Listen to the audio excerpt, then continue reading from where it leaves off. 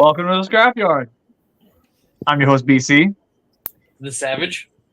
Flaming Bees. Fucking Rob. Dreamer Girl. Solo Jones. And JJ Prime Reviews. Where the fuck did you come from? What the fuck? Who the fuck? You left the look. You left the door. Who invited the Wait, Brit in here? Who that? Hey, Did you change the locks again? What happened? British invasion. what are you left? Look. Oh One no, of the- one of it's the Revolutionary War all over again. Hey, one of you left the door open and I just walked in.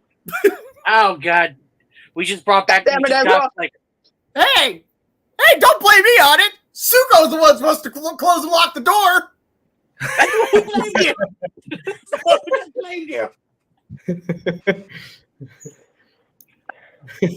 Anyway, so hey, Woody's back. Hey, look Yeah. who's back. Hey. Now, of course, the topic of tonight: new Toy Joy explained. But, and I'm fairly certain this is going to be new for dear old Woody here. Tonight's scrap battle. Prime Wheeljack versus Age of Extinction Drift. Ooh. Okay. All right. I was like, who? So, we have a lot to discuss today. But first, figure appreciation of the week, and as per usual, you go first, JJ. Okay.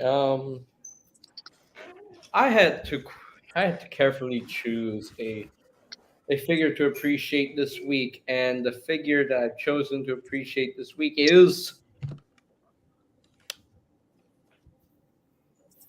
That actually is a really nice Prime.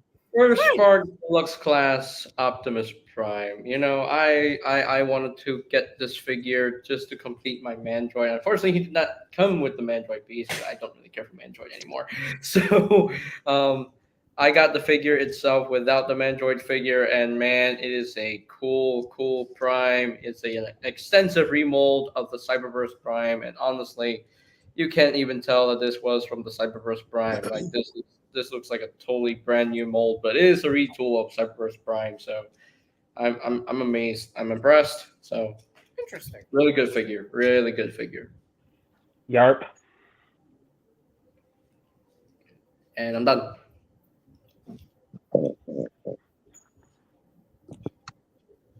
Alright. Now, You're up, Woody. first things first, some of you are going to look at this and go, yep, that's classic Woody. But the second thing is, this is a piece of Transformers history.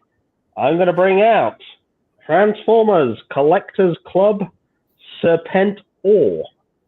Now this, Yeah. Ooh. I'm not even Now a G.I. Joe fan whatsoever, and even I gotta admit that is a clever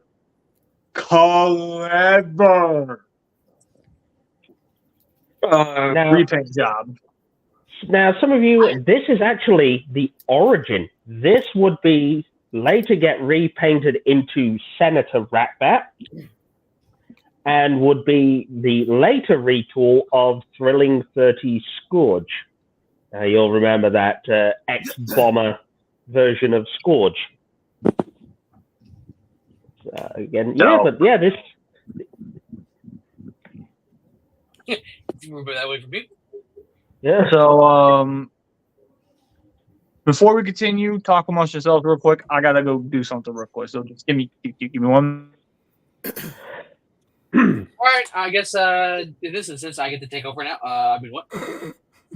hang on. Wait.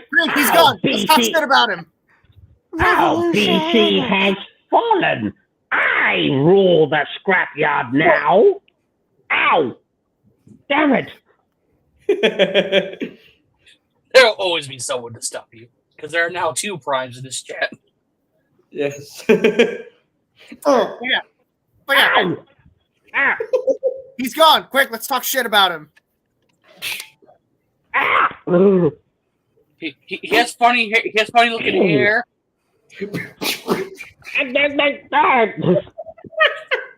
You know, you said talk amongst each other, but I guess it works too.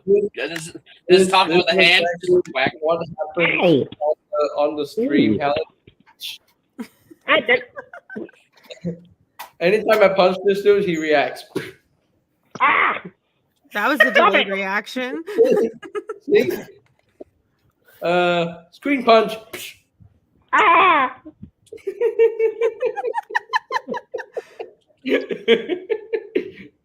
love doing that to Woody. It's so funny. In case it wasn't obvious, you have about 6 months worth of punches that you've missed, so you start collecting. Damn it! Oh, now I'm just like, did Woody become the new Aladar? No, that's you. No, look, Beast, Beast. Let's be real. You are the Aladar we ordered off Wish. Actually, no.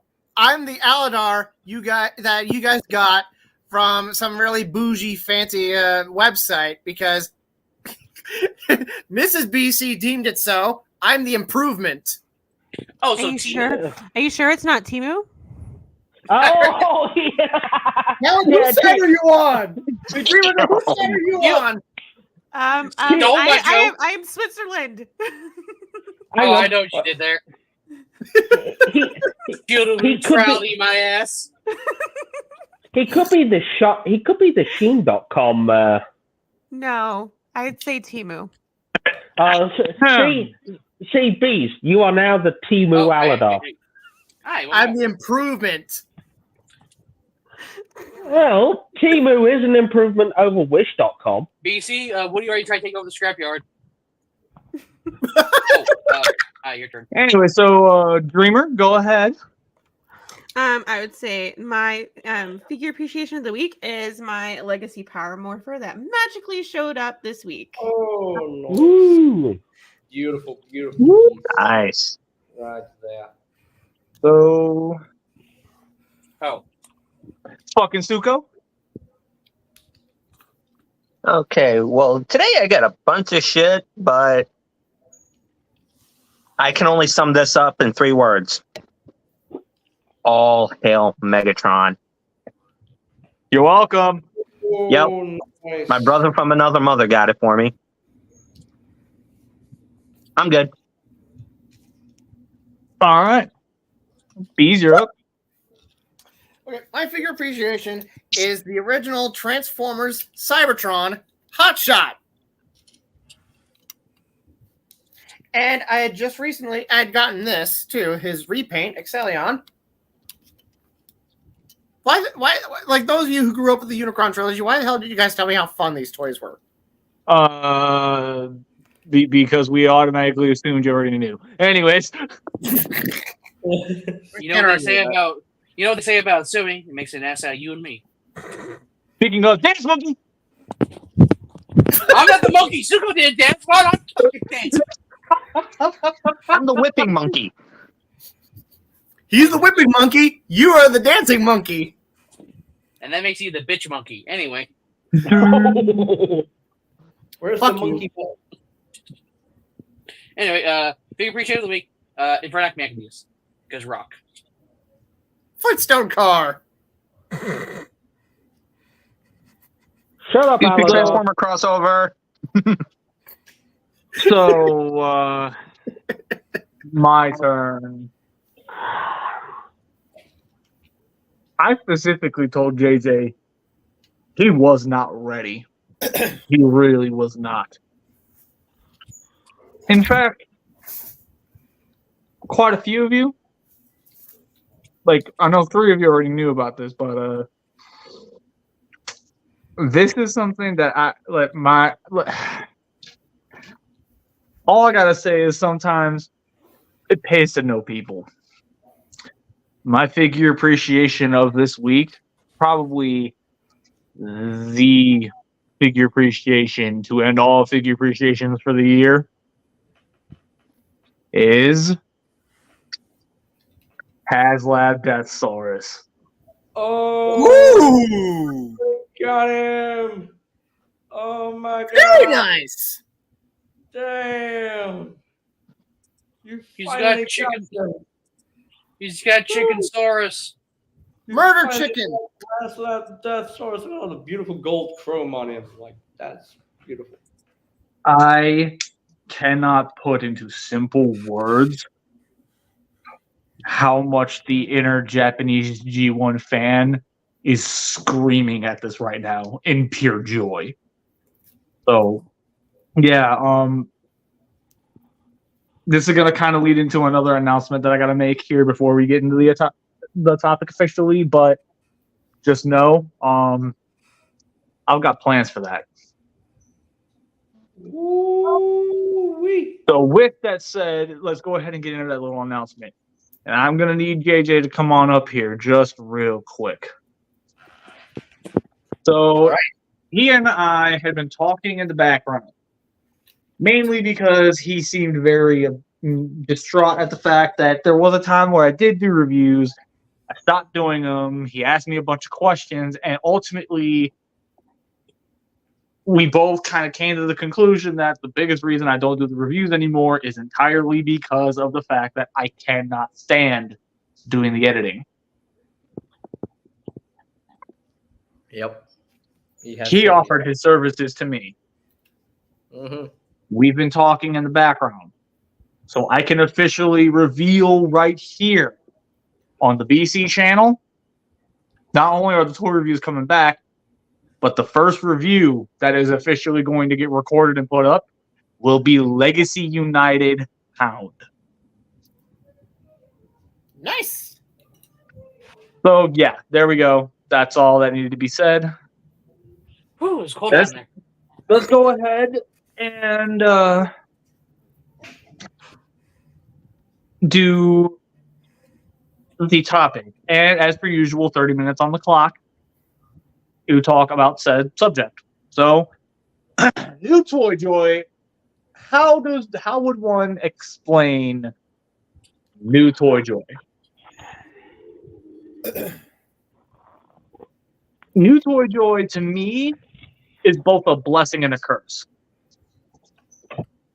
And the reason why I say that is because New Toy Joy is one of those things where obviously you get a new toy and you're loving it, you're enjoying it. Because it's a new toy. Unfortunately, much like a high, that new Toy Joy dies off over time. So, when the time comes, and those blinders kind of come up, you start to see the purchases you made, and that's when buyer's remorse really starts to come in and really start to kind of wreck the way you perceive it. Mm-hmm. Mm-hmm. Mm-hmm. Mm-hmm. Mm-hmm. Does anybody else have any? To add on to that as well, for me, it's not also just a curse, because while you have that, you do end up having that buyer's remorse. You're still enjoying that little commodity of, you're essentially every time you buy something new, regardless of it being a toy, but in the sense of toy, every time you buy something new and it comes to you, even though you know what's in the box, for all you know, the moment you rip open that fresh, brand new tag and start to open the box, it's a whole mystery bag of what you're possibly going to get. It could be perfect. It could be utter trash. It could be a mix of in between. You could be missing parts. You could be having extra parts. Or you could somehow just end up with an empty box because the guy just put rocks in the box to make it feel like there's something in there. So at the end of the day, the moment you get a hold of something, it's going to feel like either a good thing or a bad thing. Hey, you ain't wrong. I mean, I guess I don't really have all the figurines and toys I have came from bees. So I mean, I guess if he has buyer's remorse, I'm sorry. And I mean, I guess for me, it would be more like I look at all the books I own and I'm like, I haven't read half of these. why did I buy these? Yeah, Why did my you're husband dealing allow with a me buyer's to? remorse of a completely different caliber. Yes, because you cannot allow me into a Barnes and Noble ever. Because, yeah. And funny story, my husband put me on a book ban before we moved, and bees heard about it. And my husband had never specified that friends couldn't send me books. He had just said that I couldn't buy any. You use my strategy. How dare you? And so he sent me a book, and then my husband's like, "Did you buy this? Where'd this come from?" And I'm like, "I don't know. The book fairy must have felt sorry for me." The fairy, huh? Oh yeah. I mean, I don't like I said, I'm sorry if you have buyer's remorse for my figurines, but bees, I apologize. No buyer's remorse. None whatsoever. As long as you're happy. Oh no, I get like super excited when I get a box and I know that you've sent me something, and I'm like, this is the coolest thing ever. But now, seller's remorse, not you. I mean, I guess Okay. people could have that. That's a whole nother issue. For me, when it comes to new toy joy, I'm pretty sure that y'all know that I've been collecting Transformers ever since I was like very young. Like I was 8 years old when I started collecting Transformers. Like anytime I see a new toy on the shelf, I scream out. I literally scream and like, oh my god, it's a new toy! Ah, I want to get it! I want to buy it! I want to buy it! Please, please, please! That. Like, I hope and pray that you did not sound like that when you were a kid. Ow. If you're, are you? Even there was a moment when I saw brand new Earthrise figures on the shelf. Like I saw brand new Earthrise Wave 1 figures on the shelf in Toys R Us, and my reaction was go like, "Oh my god, these new figures! Oh my goodness!" I'm changing your name to Elmo. I was about to say that. I was about to be like, is Elmo in the chat? That's honestly for me. Like anytime I see a new toy, I freak out. I flip out. Anytime I find a new mold on the shelf, I freak out. Like let me give you a or anything that I buy online and I receive it. I unbox the delivery package. And I go like, yes, oh yes, finally. Like for example, when I got my animated Prime online, I was freaking out. And Mebius is in the chat. So Maybe yes. Maybe yes. Maybe yes. Maybe yes. Maybe yes. She is confused. Yeah, she has no idea what. Oh, she has no idea what's going on. Yeah, so every single time like I Mebius missed pops up in the chat, like he's been our most loyal viewer. So the moment he every time he pops up on the show, he basically has an entire chant dedicated strictly to him. Okay, that makes sense. yeah. He's literally loyal, most dedicated. He's epic. Well, thank you for Big cluing thank you. me in. Like, thank you. I feel very, appreciated. Sorry. No, it's Some of the okay. Going back to what I was saying, right? Like for new toy joy, like for example, when I received my animated Prime from Legacy, I freaked out because animated was a part of my childhood, I believe. No. I actually watched animated like after like I've watched animated recently and binge watched it recently, and having the animated Prime in my collection made me very very happy, made me very joyful, like happy to receive a brand new toy of animated Prime. I have a knockoff version of the Activators animated Prime, and I'm so glad like I have this figure as a peak Prime in my opinion. And I just any new toy in general, like we see online or we see a third party figure pop up online, and we go, "Whoa, we want that! Oh my gosh, that looks gorgeous!" So you want to save up so much money just to get that new toy for your collection. But I will also say that buying new toys is also a curse. Like I definitely agree with PC because you got to spend a lot of money to get these new toys, and your wallet will die. Um, so yeah, Before we go any further, though, I think I felt after they announced Armada Optimus Prime was back. Yeah, but hey Mebius, He's got a chicken. Murder I chicken. have Leptosaurus now. He do has you have murder. both, do you have both Deathsaurus and Victory Saber? No, at least I don't have Victory Saber yet. I'm still working on that part. I thought I saw a Don't display. worry, I'm sure Rob's Victory Saber will go missing anytime soon. Oh hell no! He's like, don't even think about it. What do you, Pulls out a knife. Just like Bees' Scorponok will go missing. what do you, Excuse you? Ah! Why are you shocking me? I'm just saying BC's the one that wants the Scorponok and the Victory Saber. I could have sworn I saw Victory Saber displayed in BC's house somewhere. I don't know. That Oh, it's not was at me. one point the Victory Saber. That was the MP version, not the HasLab. Oh, okay.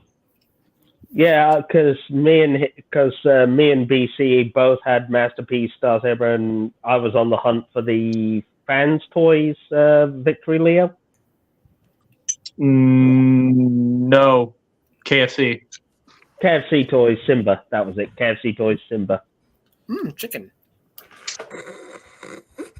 The girl. You're making me hungry. Shut up. Hungry. Okay. Chicken. Go unfreeze the chicken, Savage.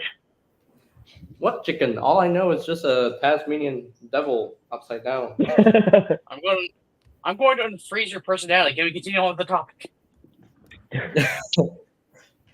Your person. What chicken? All I know is there's a lion in my house. Do you have any chickens? What about the fucking chickens? I'm about to die here. Help me. Send me a lion tamer. Or a shotgun. Something. Stun gun. This ain't Jurassic. I was gonna say this ain't Jurassic Park. You're right. It's Lion King. Or Lion Park. No, Shabanya, no be Oh no! The circle of life. Okay, I Anyway, want a fucking Disney lawsuit, okay? Yeah, stop it, Disney. Disney's lawyers are going to be on to us. I could try, but they'll have to get my. Oh shit! Ooh. Ah. I can't afford to face the wrath of Bob Iger. Anyway, back on topic. Back on topic. Yep. Yeah, But seriously. anyway, that new toy. If we keep going with any of this Disney stuff, the lawyers are. oh no, he got Bob Iger. Oh Really good. no. That was kind of ironic. Disney sucks.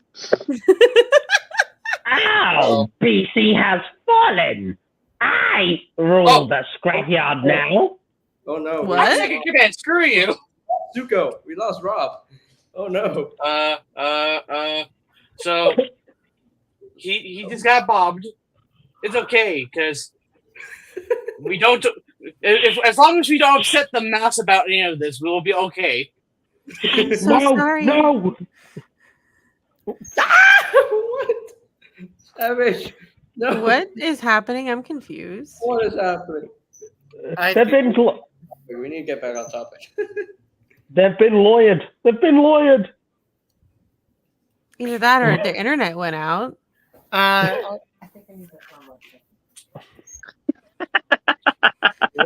The biz we got attacked by Disney. Damn it! Just when I was about to plant the flag in BC's throne and sit on it. I would never have allowed that, BC. Don't worry. Good. Don't Stay worry, in I your have my- corner. Oh. Stay in your corner. Put the fucking gauntlet away now. I was about to I didn't know what was going on. I had to protect myself. You don't Anyways. need- I can handle myself, bees. I don't need your help. I was going to Who plant. said I was helping you? I was looking after number one. Anyway, topic finished, please. Yeah, let's get back on topic, man. So, new Toy Joy. So I think it is that feeling that whether we're a kid or an adult or whatever, you know, seeing that toy we've either been wanting for a very long time or going on the hunt and seeing something brand new that sparks your interest. I mean, I never thought in all my years I would find this piece of history on eBay at a price that was what I would consider wallet friendly. How much did you spend in US dollars? This I paid about 100 for. Oh. I've seen that thing sell for as high as 5. Wow. I mean, it comes as is. There's no instructions. There's no box, but it, you know, it's got all the accessories. Yeah, no, the mold's great. The figure's fantastic. The colors are. Yeah, you gotta love that gold plastic, the greens, the regal purples. I'm Even when you look, I'm not even a when you- G.I. Joe fan. Even I gotta admit, that thing is awesome. and when you look at the camo and the wings and see the green and the G2 style camo, purple and green camo on the wings, it pops. But that's the thing as well. It's finding the thing at the right price. Because, I mean, how many times have we all been looking at something or for something and, you know, the price tag has just been, no, it's out my range. It's out my range. I'll keep waiting. And then one day you're just scrolling on eBay while you're sat on the toilet or just bored out of your mind. You know, While you're on the toilet. yeah, look, all I'm going to say is how many of us have just been like, when you're on lunch break at work, you just sit idly playing on your phone, you window shop, and then you just go, ooh, ooh, ooh. You know, we've all been there. We've all been there. Well, even if it's not eBay, but there's, you know, thousands of selling sites out there now, these days, aren't there? You know, so you guys in the States, you have your Mercari, Vinted. Yep. Even Facebook Marketplace, where you can just be there like, ooh. Or even if you find something on Hasbro Pulse that's on clearance. Yeah, or BBTS. You go, I'm having that. And the thing is, when you also, but further to what BC was saying earlier about buyer's remorse, I think sometimes when you've had, once that new toy smell wears off, once the high, the dopamine is gone, I think in some ways you notice the flaws of the figure a bit more. Yeah, exactly. Mm-hmm. Whether it's a loose joint here and there, bad paint apps, poor engineering choices, poor design, and in some ways they can feel a bit. Maybe it's just a mental thing or what, I don't know, but sometimes they feel a bit over-exaggerated. Or we have a tendency to over-exaggerate the flaws. Yeah, we kind of do. So, I know that Bees has done that with me. He'll be like, "Look at this," and I'll just be like, "Okay." the very confused. I'm like, do I just agree with you? Smile and nod. Is today the day I make him sad? Is today the day I make him sad? We shall see. But then I think that's when sometimes that I know this is one of our worst enemies. Fanboyism can sort of take over. Yeah. Just Get as an overly example, excited.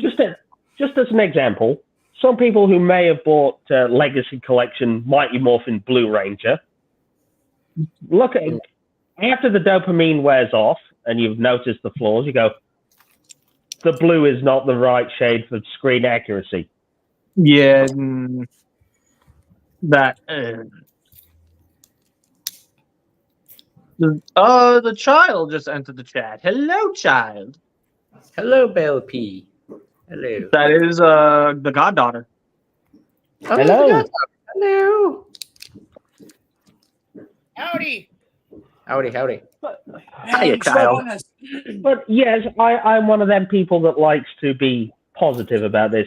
I just enjoy that that thrill of the hunt, the thrill, or even if it's just the thrill of finding something while completely out at random. Honestly, some of the best moments of new toy joy that I personally have ever had was when I first found the original Lyle Convoy at a toy shop. 100% complete. $80. It was that whole, and it was was it wallet friendly? Yeah, he was very wallet friendly. When he's 100% complete, you can sell that figure for close to $150. I got it for 80. Yeah, and like another thing that you could agree with BC is like when you go to something like TF Con or something like that, and you're walking up and down the aisles in the dealer's den. You're not hunting for anything in particular. You're just window shopping. Yeah, and then you just see something out the corner of your eye. And then you just go, ooh. I think I need that. It activates the lizard brain. Exactly. I've had that. I went to an anime convention a few years ago before I was married. And I walked by one of these booths and they had a pen, a stuffed pen. And I was like, I have to have that. Have to have it. And when I looked at the price, I went, Do I though? And then I was like, I'll just wait until the last day of the convention. If it's still there, it's meant to happen. If it's gone, was not meant to happen. I went the last day and it was a price I could actually justify in my brain. Yeah. And I bought it. Yeah, I tell people every time whenever they go to cons and toy shows with me, go with me if you're really aiming to bolster your haul.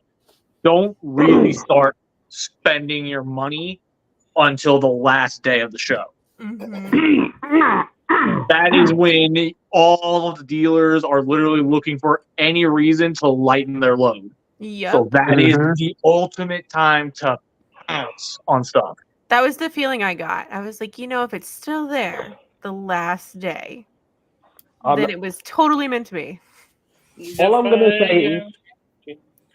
say is, for some, yes, and BC usually beats me over the head with a stick for that one. Oh, trust me, I still fully fucking intend to. And I will explain for Dreamer because she'll not understand this. There have been many times where I'm a collector of, not of Transformers, but of certain lines, right? These days, my main focus on Transformers is usually these crossover type figures. Okay. Now, whether it's G.I. Joe or Transformers or the official collaborative ones they've been releasing, that sort of thing. Because, we've all been in that situation where we buy everything.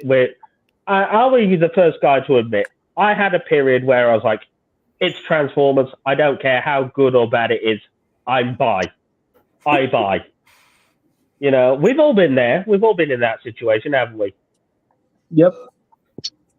Well, I was a guy who was, I was a chug guy.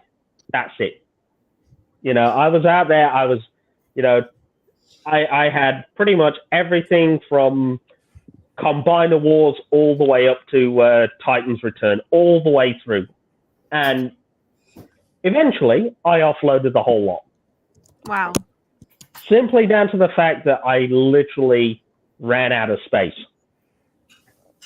I was literally, I had that hold up the card, intervention. No, but this was my intervention.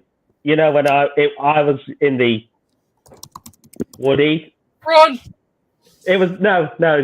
This was my intervention where it was like, Woody, you're too invested in Combiner Wars, Titan's Return. You need to. Your bank balance is empty. You're in debt. You need to. You sneeze in your room, you're being buried by boxes. That. All right, we're actually almost out of time, so try to wrap it up, please. So anyway, back to what I was saying is, I scaled back. I now collect collaborative, and there are times when I'll be like, ooh, in the UK, when pre-orders go up, you have to play the gamble of, is it going to be rare as gold, or is it going to be a peg warmer? So you put the pre-order in, you take the gamble. And there are many times where I've put the pre-order in for a new collaborative Transformer, paid full price, and then I've gone to BC maybe about a month or two later and says, BC, that Transformer I just paid full price for? Yeah. What about it? It's on clearance. I feel What the do I learn?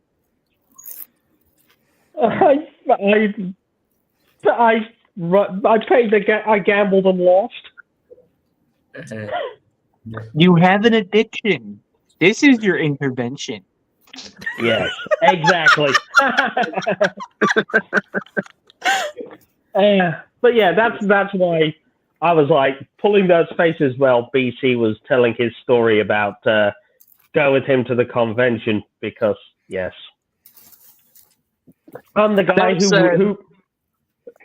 who will blow $800 on Transformers Collaborative Ultimate Expanse, the X-Men jet, and then about a month later it's on clearance for $25.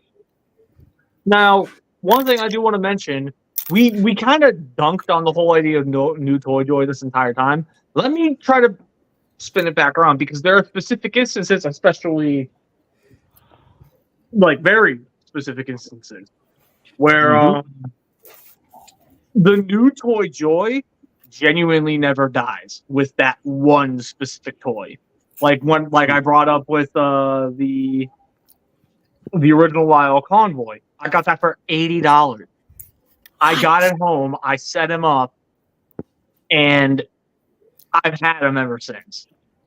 And every time I peek over and I look at that, again, you guys got to understand that's my favorite character in the entirety of the mythos. So the fact that I have the original sitting on my shelf and it looks amazing, it's something that I can't genuinely put into words. It just feels right. Mm-hmm. I Whether mean, it, I understand part of it. I was going to say, whether it's a figure from your childhood, and been brought into the modern era through updates, or whether it is that same toy you had as a child that you've got again, it's that feeling of nostalgia. Mhm. Exactly. And it's like, well, I haven't had it with toys, I've had it with books. Like, there's some books that I look at and I'm like, yes, you are never leaving my bookshelf ever. And then I have the ones where I'm like, you can go. I mean, I'm sure, Dreamer, there's books you read as a child or in your teenage years that have either disappeared over the years, you've lost them somewhere, you've thrown them out, they've disintegrated, and then you go out and you buy them again. You sit there and you read it and you cherish the memories that you had reading it all those years ago. I do. But I was looking through my bookshelf today to do a book clean out, and I found this book my grandma had gotten me. It has traveled with me everywhere. And it's very nostalgic, very I would never let anybody touch it. It's super, super special. And our cousin's daughter was over and she goes, "That's just a book. What's so special about it?" And I'm like, my grandmother's been gone since 2009. And so it makes it even more nostalgic special. Yeah. It's got the sentimental value to it. So sentimental. And so I've been thinking about moving it from the bookshelf it's on now into the one that's in my office, because those have all the sentimental books. So I'll probably do that this weekend because I don't want something to happen to it accidentally. Yep.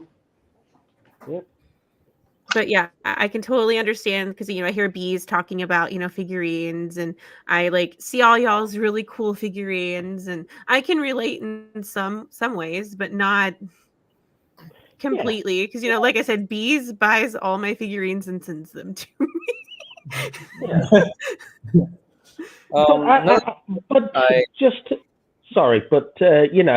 Just to add on to bees. Sorry, JJ, but add on to bees. I think the new toy joy that Bees is experiencing is because he never experienced them back in the day, he's discovering the joy that we had when we had them.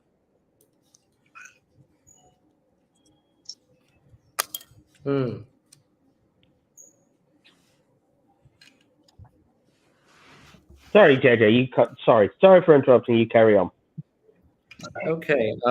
For me, another point that I'd like to point out for new toy joy is when you receive a character that you've never owned before, let's just say Tigerhawk. Let's just take Tigerhawk for example. I have never owned a single Tigerhawk before. Never owned the original. Never. I have never once owned the original. And then when the Legacy line came out and this guy got revealed, I was beyond hyped for this figure. And I'm so glad. I'm just so joyful with this figure. Anytime I mess with this figure, I enjoy him a lot because this guy is just super solid. He's just a great leader class figure. He's a great leader class figure, and really it replicates the show as much as possible, and it's just a cool toy, and I'm not gonna put this down whatsoever. I'm gonna pick this guy up and mess with him a lot and a lot and a lot. I will never get bored with this figure. So such an awesome figure. And I am another positive I think I'm going to have to say is I hope that one day BC can pass on that joy, that nostalgia, and the memories he had to his child. You know what I mean? Mm. Yeah. Can you imagine when BC takes his son on his first toy hunt? My wife can testify. I have not been able to shut up about that possibility. Anyway, so if there's anybody who hasn't properly had an opportunity to talk on the topic, now is your chance before we end it, which means everybody else shut up and let them talk. Oh, me. Okay, I feel like someone had already mentioned this, but like, okay, so while it is nice to get that the feel good hormones from like getting a new figure, like something that's literally just recently released, nothing can compare to the feel good feeling that you get from either obtaining for the first time a figure that came out way back in the day that you never got, or purchasing a figure that you had used to have owned at one point when you were a kid and having it in your possession again. Mm-hmm. For example,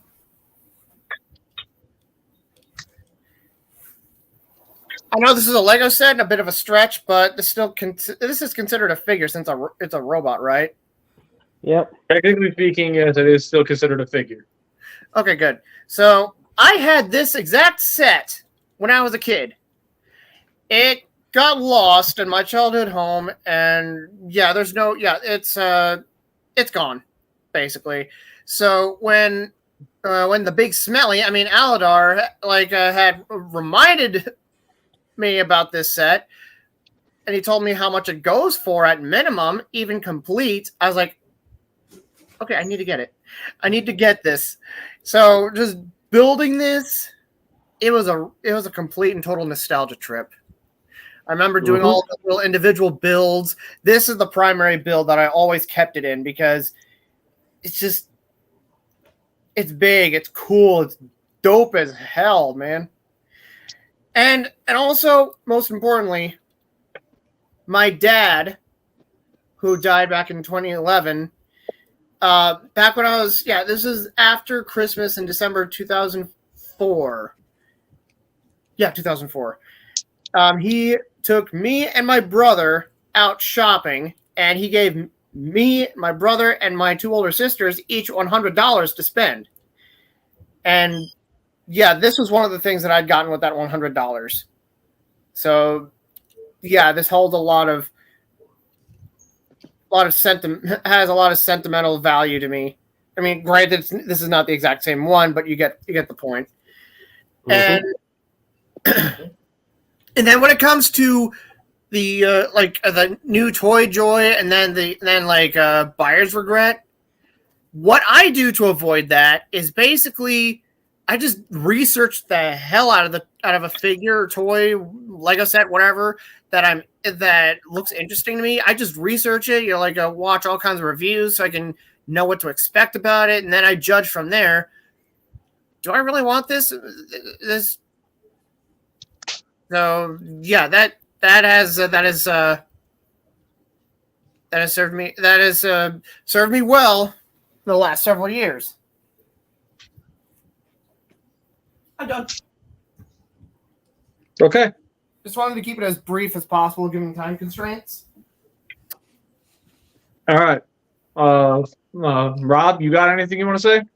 Yeah, just a couple quick things. One, I'm perfect example of wait for at a toy show, because this tall fuckboy took me to my first ever convention.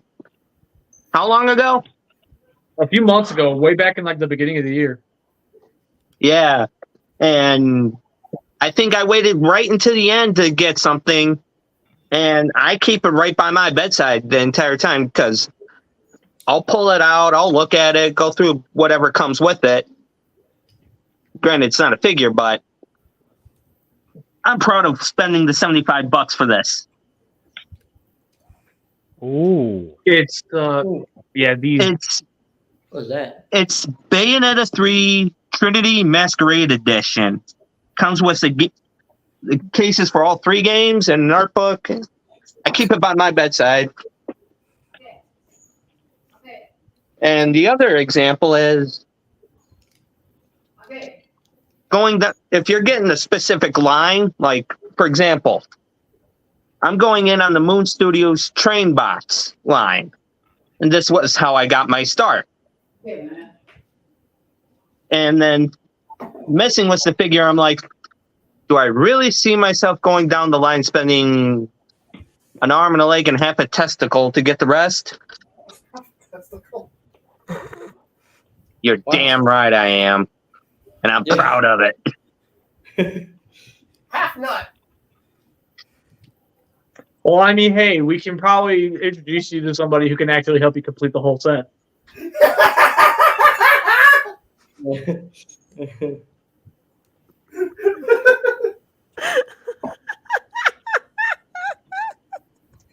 All you have to do is sacrifice 2 more inches of your height. I said my piece, so I'm good. All right, so does anybody else have anything else they want to say that has not already spoken? I'm done. Pretty much done. I got everything out already. Okay. So then, honestly, the Death Source here is the perfect way for me to segue into what I have officially dubbed the RMS. That being how we decide, or no, hold on, how do I word this? What our stances are when it comes to spending our money on the figures we have. So, for my instance, I got this from TF Reworks of Instagram. I really wanted this thing. And yeah, it's safe to say, y'all are literally watching it live on the air. I can't put this thing down. But bearing in mind this thing is a HasLab, a lot of things that I'm a lot more willing to be forgiving of towards, say, Legacy United Gears, I'm not as forgiving of with this. Mm-hmm. So ultimately, there are specific standards that I will hold a figure to based around what I pay. So ultimately here, the question is, what is the things that would either A, be the deal breaker, or B, be the selling point?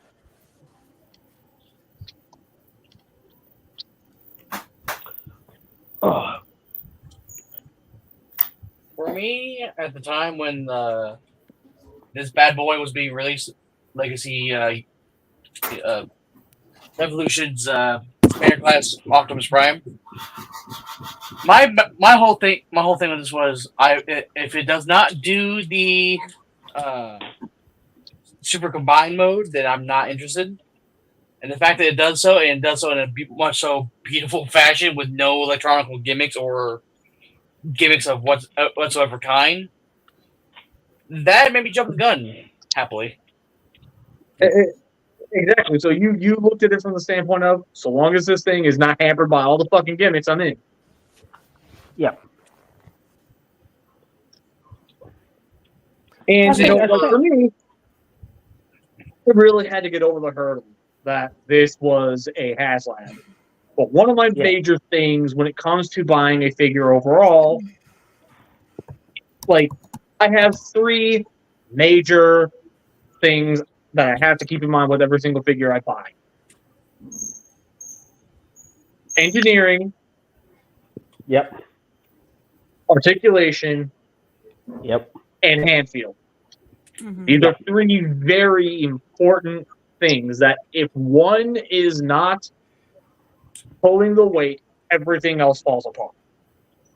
that like it's very crucial with me, which is why over time I've gotten a lot harsher with some of my opinions on some of these figures. For instance, you know what? I'm just gonna go ahead and allow myself to be the outlier right now. Kingdom Leader Class Beast Megatron. I think he's a great figure. But due to one thing that drives me up a wall with that, I hope and pray we see a reuse out of that completely gets rid of this aspect. That being the fact that all of the parts that is a dinosaur on him is made of that soft rubber plastic. Yeah. That drives me insane on him because it feels off. It feels gummy and nasty, and I don't like it. Is it? I'm not saying that he's not a good toy. He is, because the way he transforms is a stroke of genius. The way everything flips and folds around to where, like he replicates his old toy, but he gives it such a new twist. Like that's what I'm talking about. Like that's where the engineering half of it comes in, where it's really helping him, and he's other than a few things, he's fully articulated. But the one area that bugs me with him to no end is the hand feel.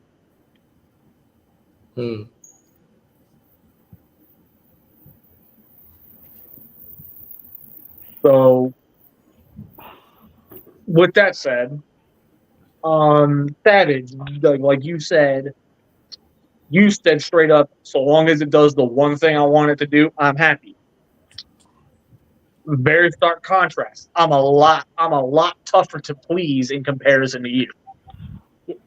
I mean, further to what you were saying, BC, and also Savage, it's also, aside from what you were saying, is it's all about the compromises you have to make as a collector. It's like, what are you willing to sacrifice to have something better in there, in another field, if you know what I mean?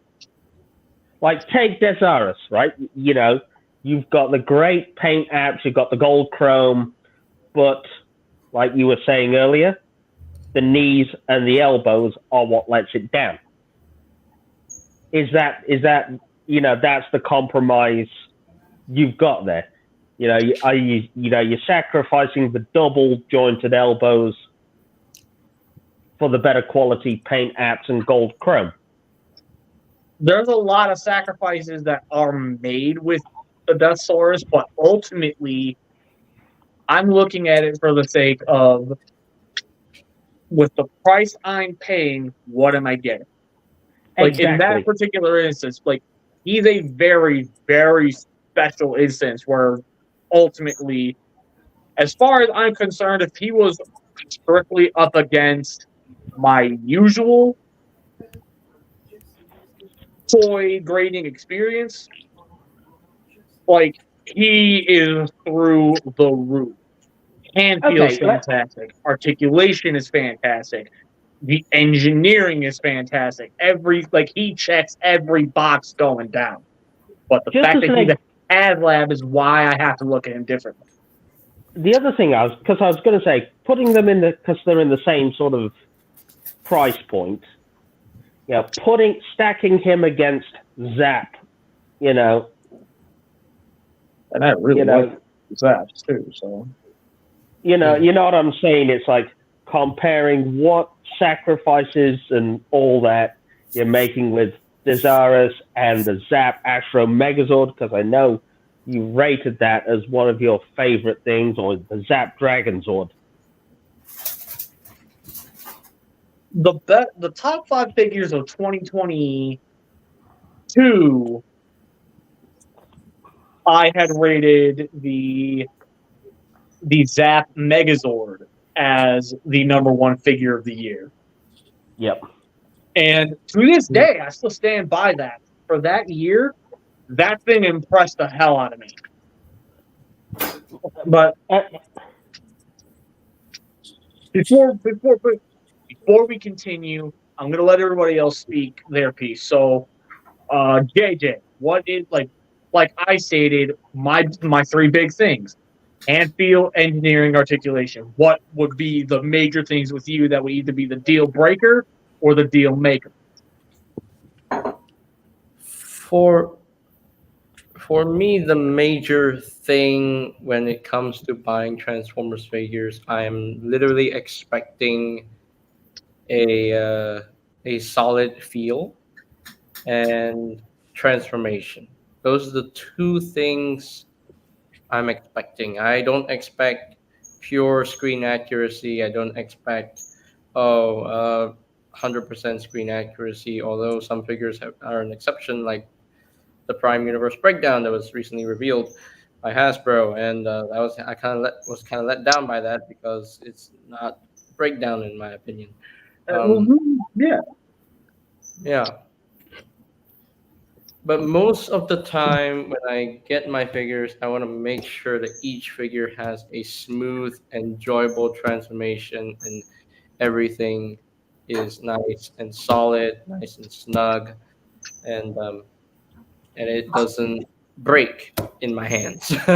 So Okay. yeah, So then we're gonna cap JJ there, and we're gonna move over to Rob. Rob, the things that are the deal maker or the deal breaker. What is it for you? Okay. Lately, for me, that's, for example, Alex had the Commander Class Optimus Prime. How are they going to make a new figure from an old style Transformer, another old style Transformers figure? How big of a change are they going to make? What are they going to cut out? What are they going to bring back? And he's a perfect example of, for me, as long as they incorporate the main feature or looks, fine by me. I don't need to be worried. I don't need to be satisfied by gimmicks or accuracy.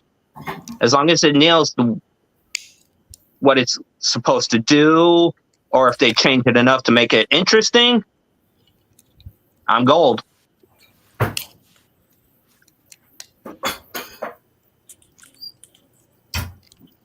Okay, so Bees. Yes. I don't know. I haven't really put much thought into these factors of what, of all this. I mean, obviously, articulation and screen accuracy, if or when applicable. Those are obviously a factor. But a figure could be screen accurate and have really good articulation, but could still be missing something. There could be something a bit off about it. Now, with the Lightning Collection figures, it doesn't matter to me at all, because they're all literally just going to go right into my Detolf over there, my Detolf shelf curio cabinet, and I'm just going to have them just be posed there, stationary and all that. Now, with Transformers, I guess it also really doesn't really matter to me about I guess articulation. I mean, as long as they are screen accurate, then I'll buy them because they're just going back there on my shelf. However, I was actually pleasantly surprised with Thundertron, the Legacy United one. I bought it I just literally threw it in with a GameStop.com order just so I could get free shipping on two other items that I needed. And then I was like, should I keep this or should I return this? BC was like, it's up to you, but I personally think you should keep it. I'm just like, okay, screw it. Let's open it. And I was like, Ooh, this is pretty nice. So it wasn't until recently when I'd gotten the original Thundertron figure, and now that I have both versions of the character, that figure iteration of the character, they both are good in their own way.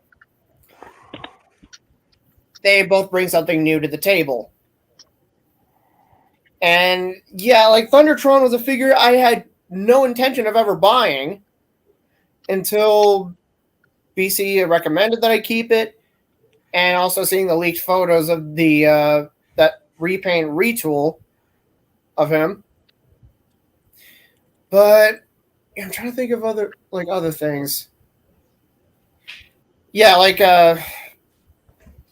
with the there's some figures that I feel like that are retooled and repainted into another character, and I feel like sometimes they're done really good, and sometimes they look like ass. I'm gonna be honest. Like after getting the Cybertron Vector Prime and looking at the Legacy United Vector Prime, I'm not sure if I would want to keep that keep the pre-order for that figure, simply because it's a retool of G-Axis and it just looks and feels a bit off. Now, see, that's where you and I differ. I am very much looking forward to getting the Cybertron Vector Prime, because even though I really, really like the Axis, I had no attachment to that character, so I was more than willing to get rid of him. So now that the fact that Cybertron Vector Prime is going to be a retool of the Axis, initially it bugged me, but when I really stopped to think about it, I'm like, that is an opportunity for me to finally get my hand on that mold again, and I'm gonna have it as a character I care about finally. So you and I are very different beasts here. It's like mostly just the vehicle mode that bugs me.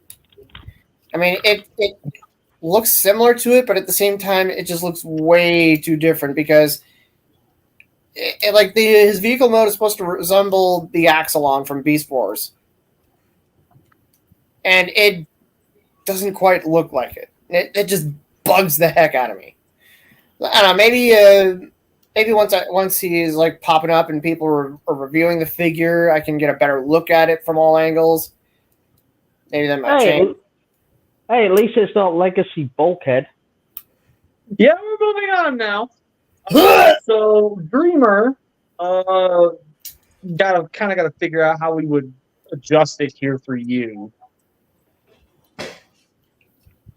So, like, obviously, we're talking about how, like, what were the things that are like the deal maker or the deal breaker when it comes to buying our figures. How would we translate that for you? So for me, I guess I look at books, like most of mine come from the library right now, because I put myself on a book ban until I can make space. For me, it's, do I have space for the book? Is it going to be reread again? Did I love it? Did I hate it? How pretty is the cover? I mean, you could look at the cover as kind of like, how pretty is your figure? How pretty is the cover? And I also will look at, if it's like a paperback, I read the back of it, and am I actually going to read it? Or am I buying it just because the cover is pretty? And also the other one is, since I do get a lot of my books from the library, how long is the wait time that I have to wait to get the book? If it's more than 12 weeks, forget it. I'm going to go buy it. Whether it's Kindle or physical, just kind of depends on which one is cheaper. Because I do have an e-reader, but that was a very hard decision for me, because I have like that nostalgia of opening a book and that new book smell. Which might be similar to y'all when you open up a package and, you know, the new figure smell. That new toy smell. Yes. So it's kind of like that. It's like that high of, you know, you have to sit and think, now that I'm a little older, I'm not as impulsive. I'm a lot more, I guess I look at it and I look at the back of the book and I go, am I going to read this again? Or is it a one and done? The other question, though, is do authors play a factor in your decision making? Sometimes. Now, I do have my favorites. And I'm always like, bees will tell you I have a problem with books. A legit problem. And my husband will probably agree if he ever saw how much I actually spent on them. I'm now beginning to question. Were you sort of like me during my Transformers era where it was like, where I was like, ooh, transforming robot, you were like, ooh, book. Basically, yes, which is why I put myself on a ban a couple of months ago because I was like, nope, I need to read because my TBR, my to be read, is probably about as tall as B's bookshelf in the background. Damn. If we're gonna be honest, it's like really tall. And I'm like almost ashamed to admit how tall that is. Look, we've all been Woody, there. you We've are all, officially banned from ever using the intervention gif on me ever again. And And- so, but yeah, like for books, I have to look at like a lot of different factors. Lately, it's been how long do I have to wait to get the copy from the library? right, Like right, again, like I will sit and I'll wait 12 weeks because sometimes you don't end up waiting 12 weeks because people will be See- like, oh, forget that. I have an Audible account, so I listen to a lot of audiobooks. Mhm. For me, it's obviously like I listen to a lot of books by authors or subjects or even, TV shows and movies I Mhm. like. Yeah, I do that too. That's a big factor too. Where like if I see it in my favorite author currently, it changes. Right now, it's Lisa Jewell, who's a British thriller mystery writer. Yeah, And so when she comes out with a new book, I'm like, I need that. yeah. But then So, I have to tell yeah. myself, no, your TBR is as tall as B's bookshelf. No, you do not need it. Yeah. So I for have me it all. right now, Well, sorry. no, it's just saying that just, a lot of my stuff on my Audible is all like the Aliens franchise books, X-Files, that Funny. sort of sci-fi horror. But anyway, going to what I was saying about what is it things for me, it's availability. That's a key thing. Mhm. That how easy can I get this? Mhm. How am I going to be hunting around for a while? Can I just walk into a store, pick Yes. this off a shelf, and come home That's with what it I do right too. now? That is exactly what I do too. Like you look at a book, like if it's brand spanking new, you can probably wait a little while. It's not going to sell out. But No. if it's something that is not as like common or if it's harder to find, then it's like you have to sit because I go to used bookstores a lot. And they're like stock changes like every second you breathe, it changes. So then I'll have to sit and think to myself, is it worth walking out of here without it? Or do I need it now? Yeah. And like So I mentioned I earlier, guess I kind of do go through the same thing y'all do. the other thing is how frugal are you willing to be to obtain it? Versus what it costs. Sometimes, because I'm a collector, sometimes I have to go to abroad for certain items. Right. That's a debatable topic. Before I got married, I would have spent whatever. No, but you know what I mean. Married, sometimes, buying Transformers and Lightning Collection, because a lot of Lightning Collection was not released here in the UK, so I had to go to the United States to import it. Mm-hmm. Ouch. And they did that with some of the Earthrise Transformers before the pandemic. Mm-hmm. That's why I'm still on the hunt. That's why one of the most sought after figures in the UK, well, 3 actually. It's Earthrise Thrust, the Earthrise Battle Chargers, and Netflix Bumblebee. All three of those were US store exclusives, and there was a limited supply leaked into the UK. Obviously, they sold out within minutes. So anyone who missed out, you trying to find someone like Bees or BC or Savage who's willing to sell off their figure. Okay. But yeah, basically, I look at a lot of different factors. They're similar to y'all's. You look at how does it look? Do I really want to spend this kind of money? It's very. I like to say hunting for books is very similar to hunting for toys, or Yes. So you're hunting to see, is this something that I absolutely want to invest in? Because buying books is an investment, just like buying a toy is an investment. And then also you look at the longevity. How long are you going to have it? And, it's a lot. So that's why I tell Bees hunting for books is like that. BC's. I'm done. So yeah, we are going to go ahead and move on now to the scrap battle. Now, Woody has been gone a while, so he probably has no idea what the fuck is going on. JJ, wake up. Yes.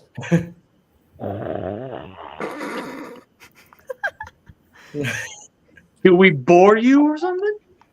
No. I'm planning for my next purchase of figures. Uh-oh.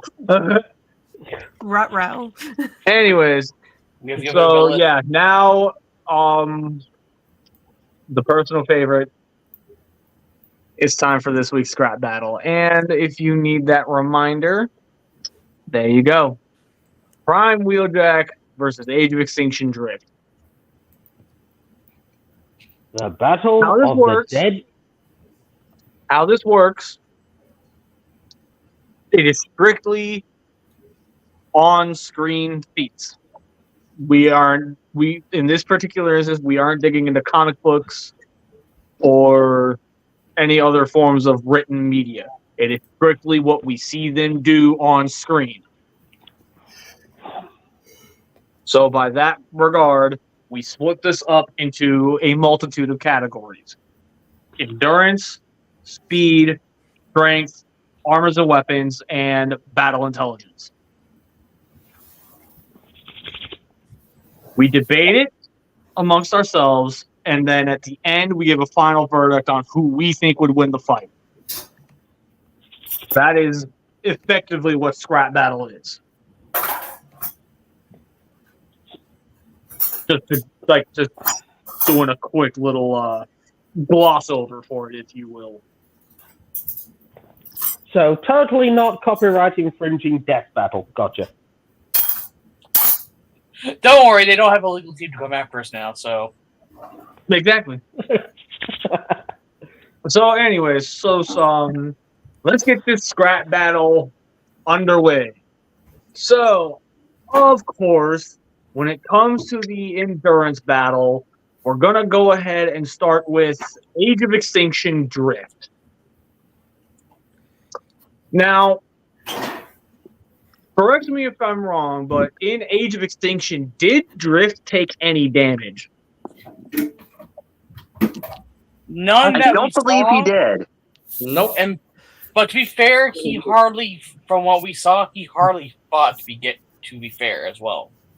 There also is one thing to bring up. There is one thing to bring up in this whole problem is human weapons, and I mean basic human weapons without any special modifications, can damage and kill Transformers. That is true, but like I said, on screen feats, we didn't see that actually happen with him. So, how do I put this? So I'm just taking that into a factor consideration. Okay, fair enough. So when it comes to Age of Extinction Drift, the endurance aspect of it, or sorry, Durability. my word, yeah, durability. Thank you. the durability feat. It's a bit of a wash with him, mainly because we really don't see him take any damage. We know he can dish it out, but we don't really know if he can take the beating himself. Hmm. So that being stated, based on what we've seen with Drift before, right, in the previous film, he is a bit of a glass cannon. Hmm. In the fact that he's a skilled fighter. He dishes out a lot of quick, heavy damage, but he's lightly armored. He's got the mobility, but he hasn't got the armor and strength to take it back, if you know what I mean. okay, fair enough. Now, with that being stated, JJ, do you have anything to say? Or, like, is there anything you want to bring up that we're missing out? Okay, because you're usually pretty quick to jump on us if we forget something. So I think y'all Alright. y'all said everything about Drift. As far okay, as so then with that said, we're gonna go ahead and move on to Prime Wheeljack durability feats. We see him not only dish out some serious punishment, we see him get the dog shit beaten out of him by a Predacon and an Insecticon, and he was basically fine. Well, Yeah. even though he had some like joints like not working, right? Like his arm, he was still moving. He was still fine. Yeah, He no, didn't- he was still throwing hands. He didn't hear no damn bell. So yeah, we witness just how much damage Wheeljack can take, and he still keeps coming. So I feel like, by entirely due to a technicality, we're gonna give the durability. Well, does anybody else have anything else to say on either side of this? No. Nope. Okay, Nope. so durability feat, we are officially giving that to Wheeljack. Wheeljack. That's 1-0 to Wheeljack. All right. Now, moving on to the speed feat. And once again, we start with Drift. Now, this is where things get very interesting because we actually do see how fast he can move in the film. Mm-hmm.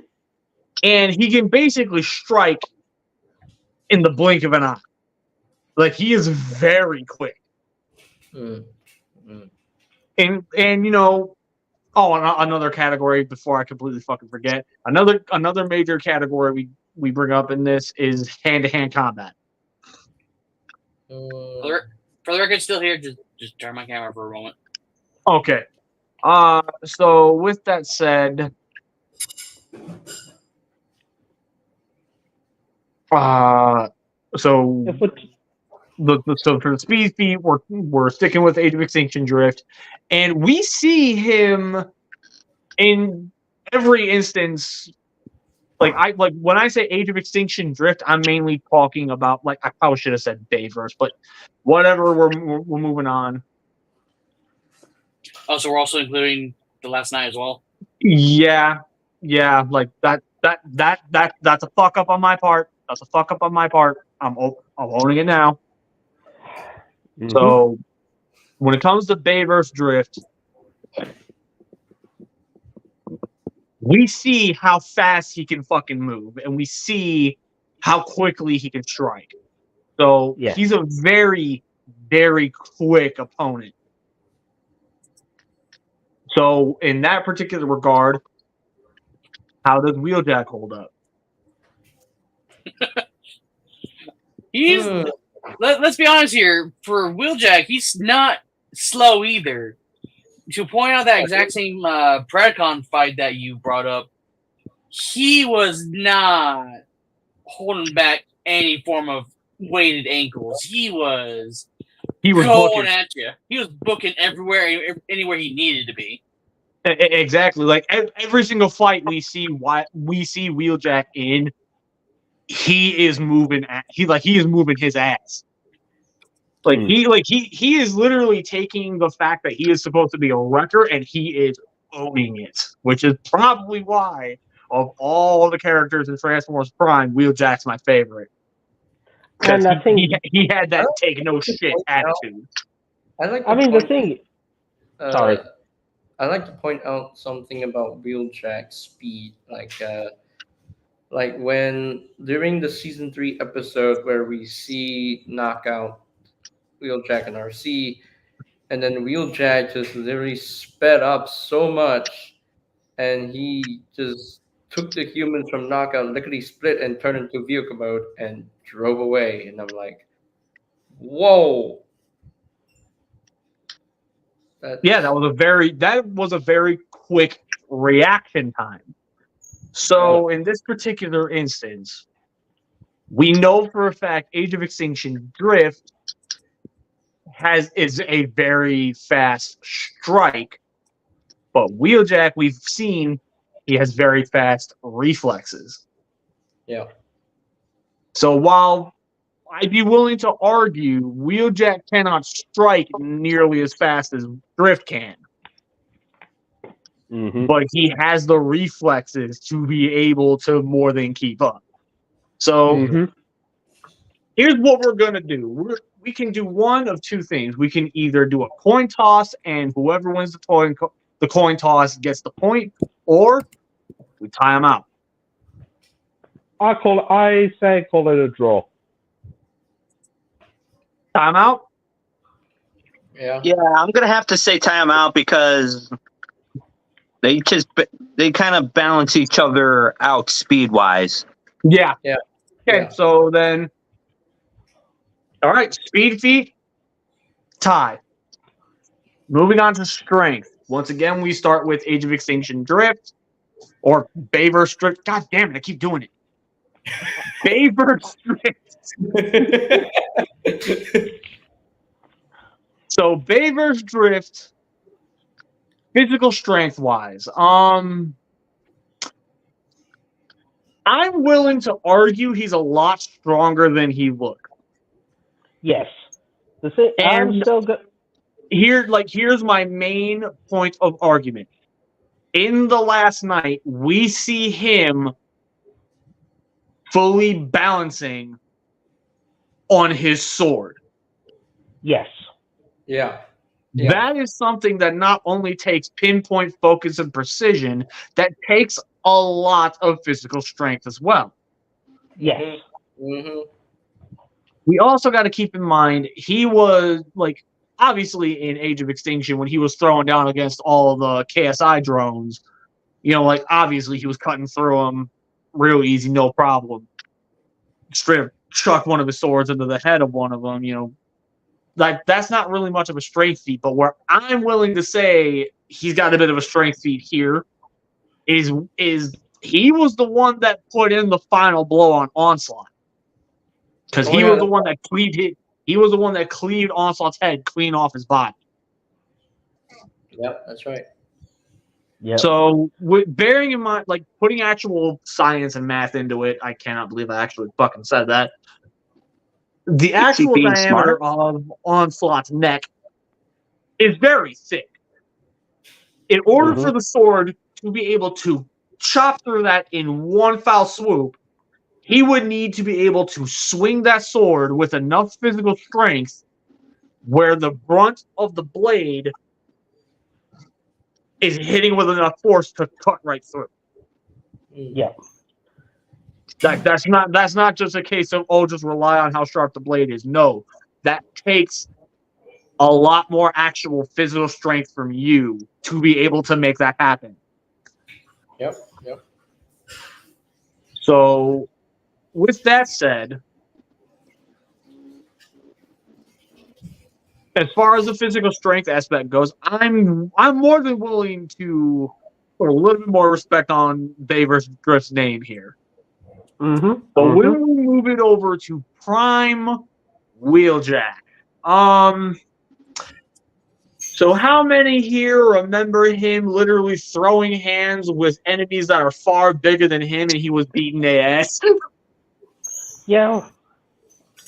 All Like- the damn time. Basically, like every time Wheeljack is on screen, if he ain't taking the beating, he's giving the beating. Mm-hmm. So he's a very like. There's no doubt he's a very tough opponent. And bringing up the Predacon fight again, he was holding his own. Like, granted, he had Ultra Magnus there as backup. When he was actually throwing hands with Predaking himself, yeah,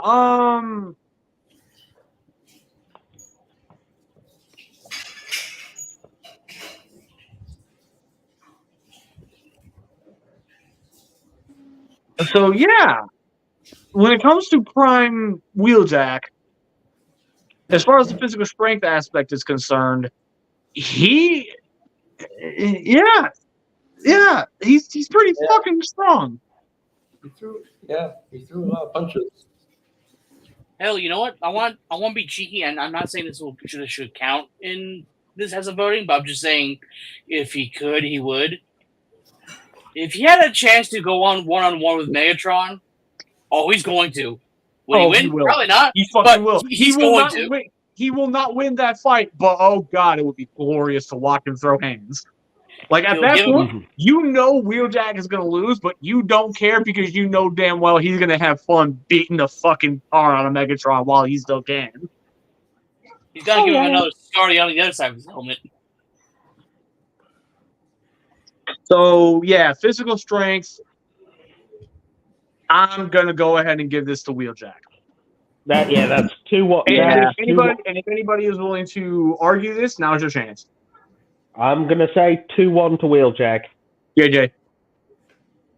I'm so sorry. I have to leave off, unfortunately, because I have a competition that's going to happen in 3 hours, 45 minutes. And unfortunately, I have to go practice for the semifinals today.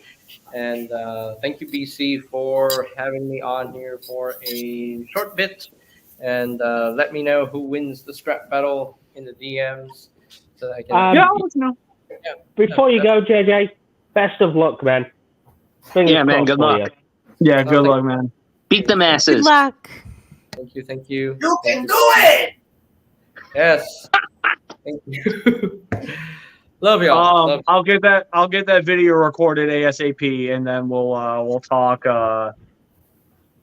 editing styles and such afterwards. So yeah, I'll keep you posted. Yeah. Keep me updated. All right, and thank you, TFA, for the good luck wishes. Thank you very much. All right. Till all I want See you, people. JJ. Nice seeing you again. Yeah, good to see you, Woody. Yeah. Ow! Just wanted to do that quick before I go. But anyway, peace out. Till all I want. Peace out, my friend. Have fun, everybody. Have fun for the rest of the stream. Enjoy. Till all I won. Yes. Catch you later. He just did a hit run. No one's going to question that. To be fair, it's been a while since Woody's been in here, so I feel like that one was deserved. That's fair. Anyway, so where were we? I put that down to 2-1 to Wheeljack. Okay, yeah. So Yeah, gotta give it to Wheeljack here. durability, Wheeljack. Speed, tie, strength, Wheeljack. Now we're getting into the more fun stuff. We're going to talk hand-to-hand combat, and this is the one where it's going to get close. So, hand-to-hand combat, let's start with Bay versus Drift. When it comes to overall hand-to-hand combat, we see him fight all of twice. Yeah. And each time, I got to admit, the guy can throw hands. Yes. Oh, totally. Like, obviously, the guy can throw hands. He went toe to toe against, if I remember the scene correctly, he went toe to toe against 4 KSI sentries. Yes. Yeah. And he beat them down and ended them in literal seconds. Yep. And these KSI sentries were designed to take out Transformers. Exactly. So the fact that they that 4 of them fought 1 and they couldn't take him. And whoever else he fought the last night, also after I'm forgetting what he really even did last night because his appearance was like very little. And and we also know he's a very good Dinobot caretaker. Yes, he is. Howsoever, when it comes, wait, what feet are we on here? I'm sorry, I lost track. Hand-to-hand combat. And hand skills. So when it comes to hand-to-hand combat, he went up against the KSI sentries, and then the only other fight he had was admittedly was him and Crosshair's literally jumping onslaught. Yes. And even then, like the way he handled his half of that, he was very slick, he was very cunning, but ultimately, the only real fight we can use to really give him an edge here is the one with the sentries. Mm-hmm. And those aren't exactly the toughest opponents around. No. So then we take hand-to-hand combat and we move that over to Wheeljack. And I'm not even going to argue this. Wheeljack's taking hand-to-hand combat. Oh, yeah. Like, I mean, if we're going to actually humor this for just a couple minutes, let me tell you guys one thing that would guarantee Wheeljack is going to take the fucking hand-to-hand combat feat. Who here remembers how hyped we were getting when the trailer for the episode where he was going to throw hands with Prime Soundwave? Mm-hmm. Oh. The way the fan base lost their minds over this. Because not only did he more than actually stand up to him, he actually landed a hit. Unlike any other Autobot and any other Decepticon, for that matter, that's ever gone toe-to-toe against Soundwave, only one has actually dealt damage. And that was Wheeljack. Mm-hmm. Hell, even So he's got that achievement right under his belt, man. And while those are all also fair things to bring up for this, the reason why I bring up the Soundwave fight is because look at how quick Soundwave can move. Oh, yes. Soundwave arguably has far faster reflexes than Wheeljack has. Yeah. And Soundwave has a lot more different powers and abilities than... Exactly. This is what I'm talking about. Wheeljack going toe-to-toe against Soundwave, and not only did he actually land a fucking hit, he got Soundwave just for that split fucking second to be like, all right, you little shit, you want to play? Now, I'm going to bring this up, is the difference between Drift and Wheeljack is Drift has, is what we would consider a trained professional martial artist. Yeah? He's disciplined. Yeah. He's been studying these forms, for centuries. He's mastered them. He's perfected them. He's practiced them. Wheeljack, on the other hand, he's a loose cannon. He's a brawler. You cannot predict him. Yes, you can predict how he's going to react in a certain situation, but you don't know if he's going to just straight up punch you in the teeth, kick you in the balls, or just full on smash. Exactly. If you are not paying attention to him, even for a split second, he's going to catch that and he's going to use it to his advantage. Mm-hmm. Wheeljack is an opponent that when you get into a fist fight with him, you need to hope and fucking pray you can win that fight, because he does not fucking take shit.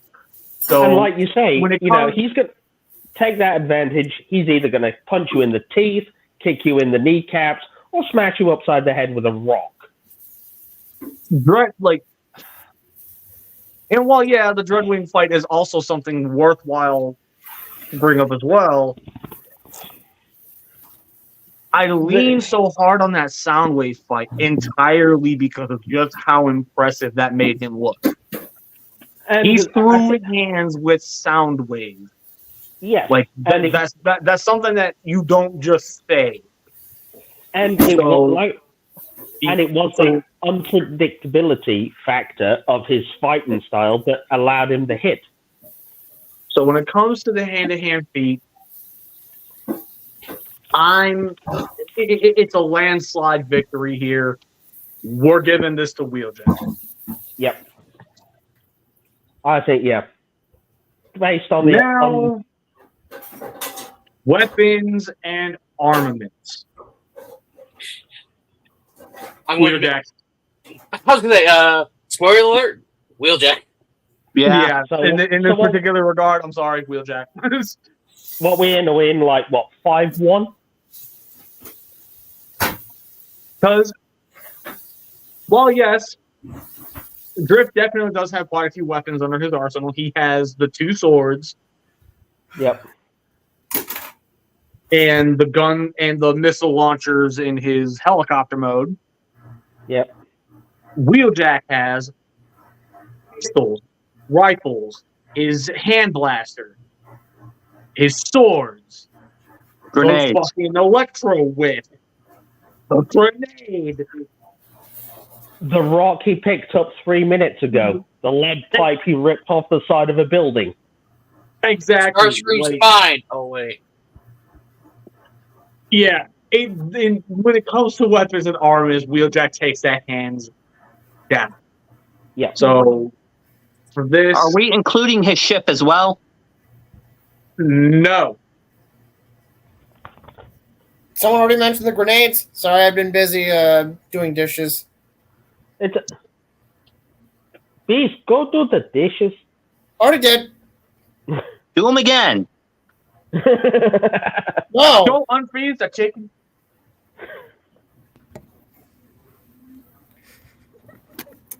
Anyway. I Not that have one. a idea. Anyway, so yeah. How about I extend him to Jesus? We're talking weapons and armaments between Bay vs. Drift and Prime Wheeljack. Yeah, like I've been listening as much as I could, like while doing that from where I was. Anyone mentioned the grenades? I did. Yes. We did. Yes. Okay, good. Plus Never mind his, then. plus his fists, his kneecap, his elbows, his head, your arm. His entire being. Yeah. He is a walking weapon. You just don't fuck with Wheeljack. His Exactly. pride, his pride and his ego. He's mud. He's Oh, literally even the kind of Even better, Wheeljack is the Cybertronian version of Chuck Norris. I mean, come on, he's literally Wheeljack is the kind of guy to pull your arm off, start beating you with it and say while saying stop hitting yourself. Stop hitting yourself. Oh my god. So with that said, it's painfully obvious we're gonna have to give weapons and armaments to Wheeljack. But now here's the one that is the most important. Mhm. That under specific circumstances, this would actually give you the win in the battle. Between these two, who is gonna take battle intelligence? Can I have a theory on this one. My theory on how this battle would go is that What? Can you save it for the final verse? Okay, sorry. So for battle intelligence, what this is how do these characters interact and how do these characters really utilize their battle? How can these characters control the battlefield? How can they use their skills, armor, weapon, strength, speed? How well can they use it on the field? Well, I mean, Obviously, when it comes to Drift, we know that from a physical strength standpoint, he's a lot stronger than he looks. Like I previously stated, I can't believe I use science and math. It takes a lot of physical strength for him to legitimately cleave Onslaught's head from his body. yes. He can move with enough speed to cut down and beat down 3 or 4 KSI sentries. He's able to He's able to use certain advantages to his ability, like for instance, riding on the back of a Dinobot, charging into a city and partnering up with said Dinobot to kill another thing in half. exactly. Yes. So, Yes. with that being said, when it comes to Wheeljack, Wheeljack, in my opinion, but Wheeljack, in my opinion, is a lot more open, free-thinking, and able to use anything he can do to his advantage. exactly, he is very much a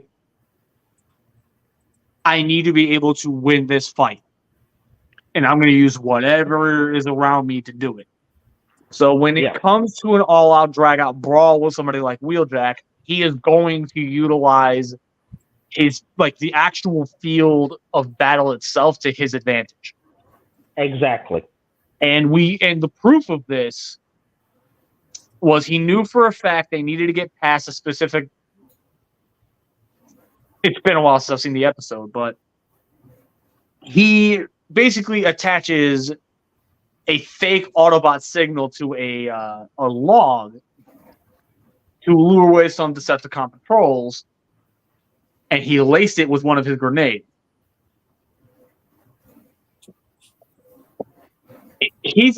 That basically what that basically tells us is Wheeljack is able to think outside the box and really come up with an idea on the spot to help turn the tide in his favor. Yes. So while yes, Drift is definitely a character that through battle intelligence, we definitely see he can more than use his own skills in a very effective way. Wheeljack not only uses his own skills in an effective way, he uses his environment in an effective way. So when it comes to battle intelligence, I can't believe I'm saying it. 6-1. I'm calling it a draw. Oh. Yeah, I'd have to agree with BC because, again, 6-2. they take battle intelligence their own way.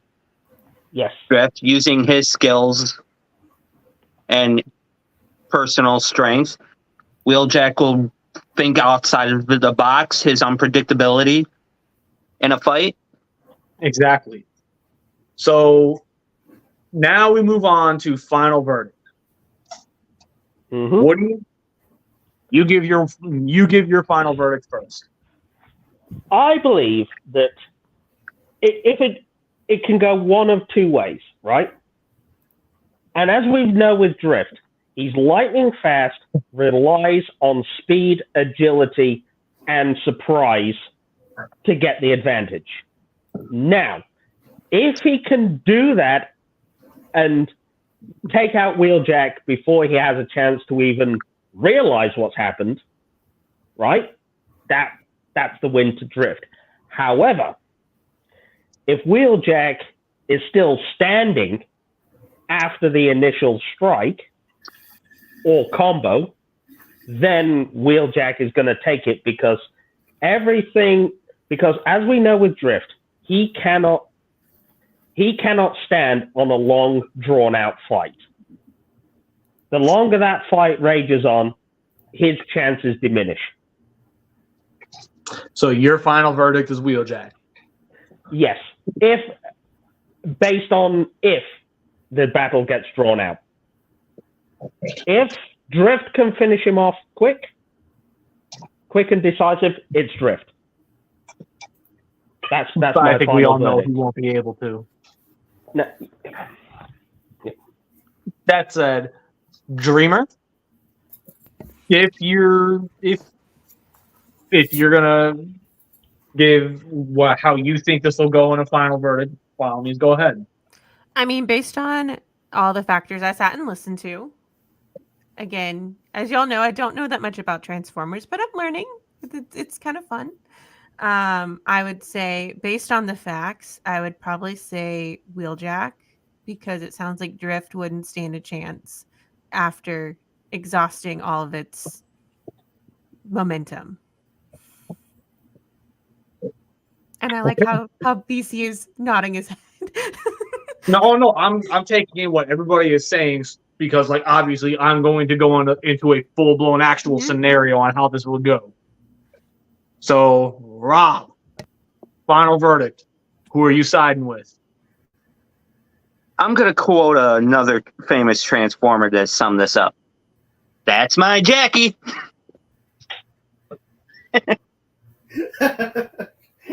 I'm sorry, All right, but Bees, Wheeljack's you're going to whoop his ass. All right, Bees. Wheeljack. Final verdict. Wheeljack. All right, never mind then.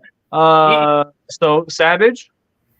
I guess you didn't even get a chance to finish your own sentence. They're just done. I'm certain the. I mean, obviously, we all know the very obviously going to be Wheeljack, but there's also to bear in mind. Hardly any of us have seen the last 9 probably years, so there's going to obviously be some key factors we may or may not be missing because it's been years since we've seen the damn movie. Yeah, admittedly, we're going based entirely on memory. But with that said, and current factors being current, the way it goes, I'm sorry, but there's a lot more skills and feats that Wheeljack has done that Drift has not yet even thought about accomplishing. So, like, let me point out one factor. Drift was scared to take on a Dinobot, whereas Wheeljack was like, yeah, let's do this, Predator, whack! Yeah. So, yeah, no, Wheeljack. All right. So, final verdict. How will this fight go? So, when the two enter the fray and the battle begins, obviously the two are going to want to look each other up and down and make sure they know who they're dealing with. Drift can clear as day see Wheeljack is not no normal just Autobot wrecker. Like, he can tell this one has seen some action. So if he were to get too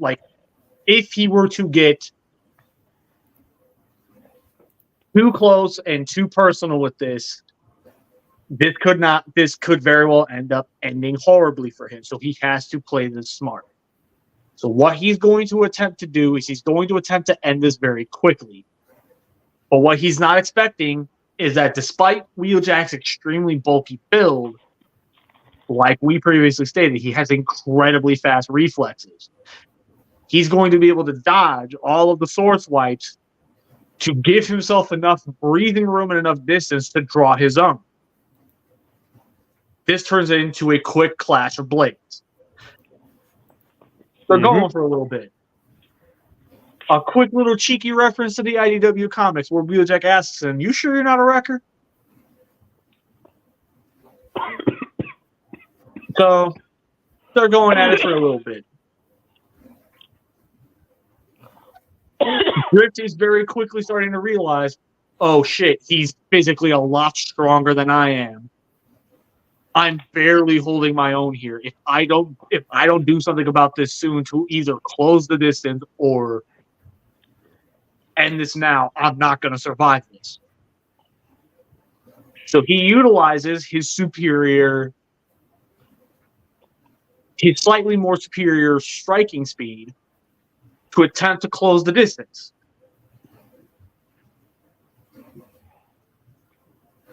Wheeljack, plain as day, can already tell what he's thinking. So at this point, Wheeljack has an option. Either allow him to try to do his thing, or have a little fun with this. When Drift strikes, Wheeljack finds that one perfect opportunity to dodge the attack and plant the grenade.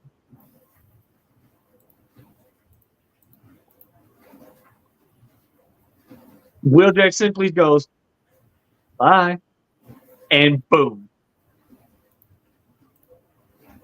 Wheeljack wins. Yep.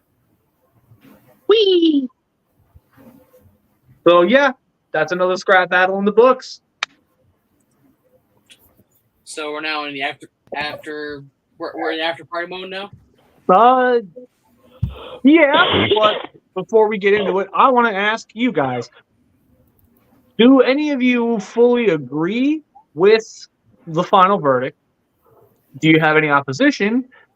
And how are you guys enjoying the mock-up scenarios I come up with? Very creative. Very creative, very descriptive. You've put a lot of thought into it. They're fantastic. I've got no opposition. Yeah, no, it's kind of blatantly obvious that it was when we one side to begin with anyway. Yeah. Yep. It's like you may as well just had the only way Drift would have won is if you just made Wheeljack go in there without any arms. But even then, somehow Yeah. Wheeljack would still win. Yeah, exactly. Even at that point, even if Wheeljack lost his arms, he just still be sitting there like, all right, let's do this. And right when Drift goes to finish him off, fucking headbutts him. Yep.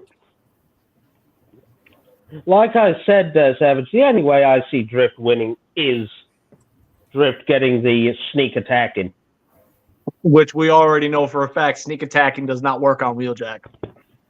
Mm. You know what I mean? If Drift was able to strike quickly and decisively from the shadows, that's it. It'll be game over.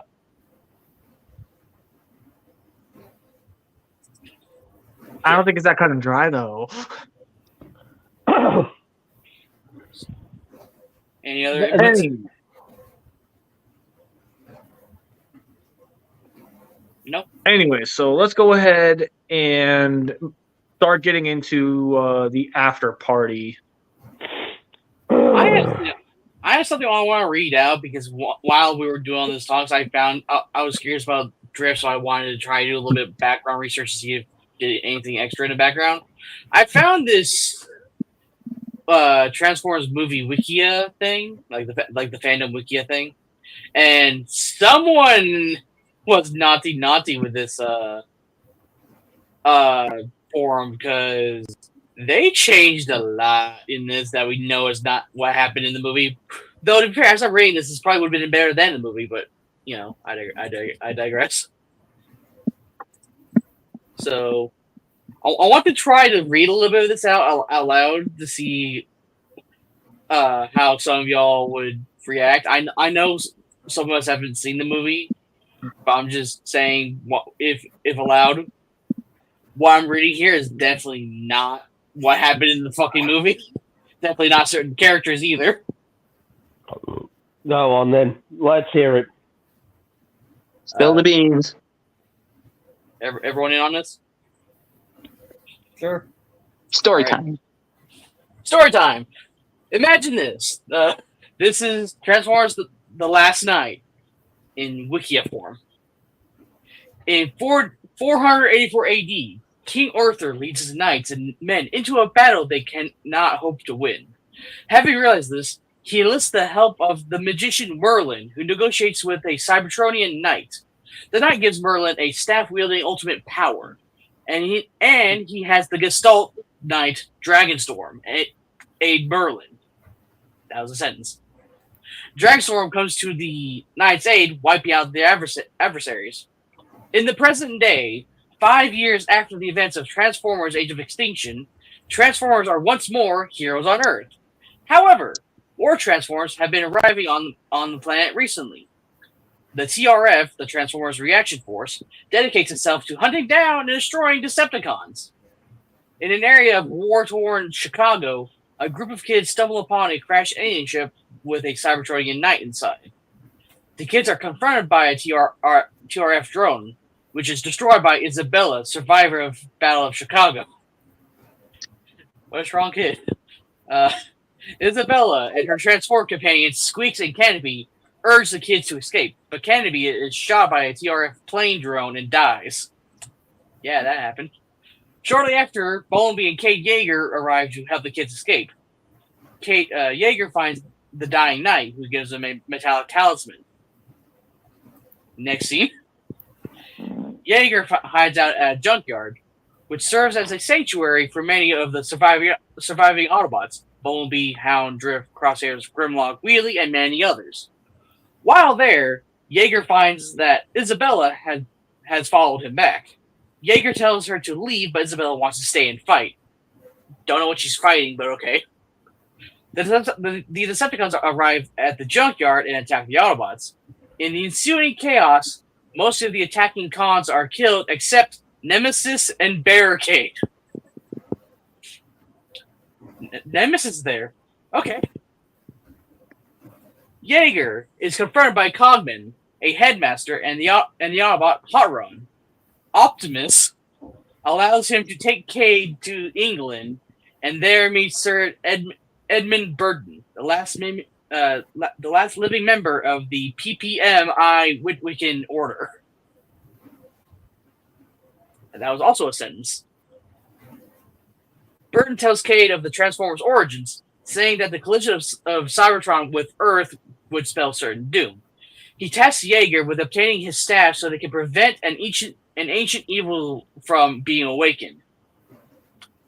These feel like two different stories. Burton tells Yeager that as a person defined by honor and dignity, he is the last knight. Title drop. The talisman given to Yeager has wrapped it around his arm by this point. The trio are forced to evacuate Burton's home when the mercenaries arrives. With Cogman's help, Cade delves into the Camelot past and finds that they must take the HMS Alliance into the sea to find the staff inside the ancient machine.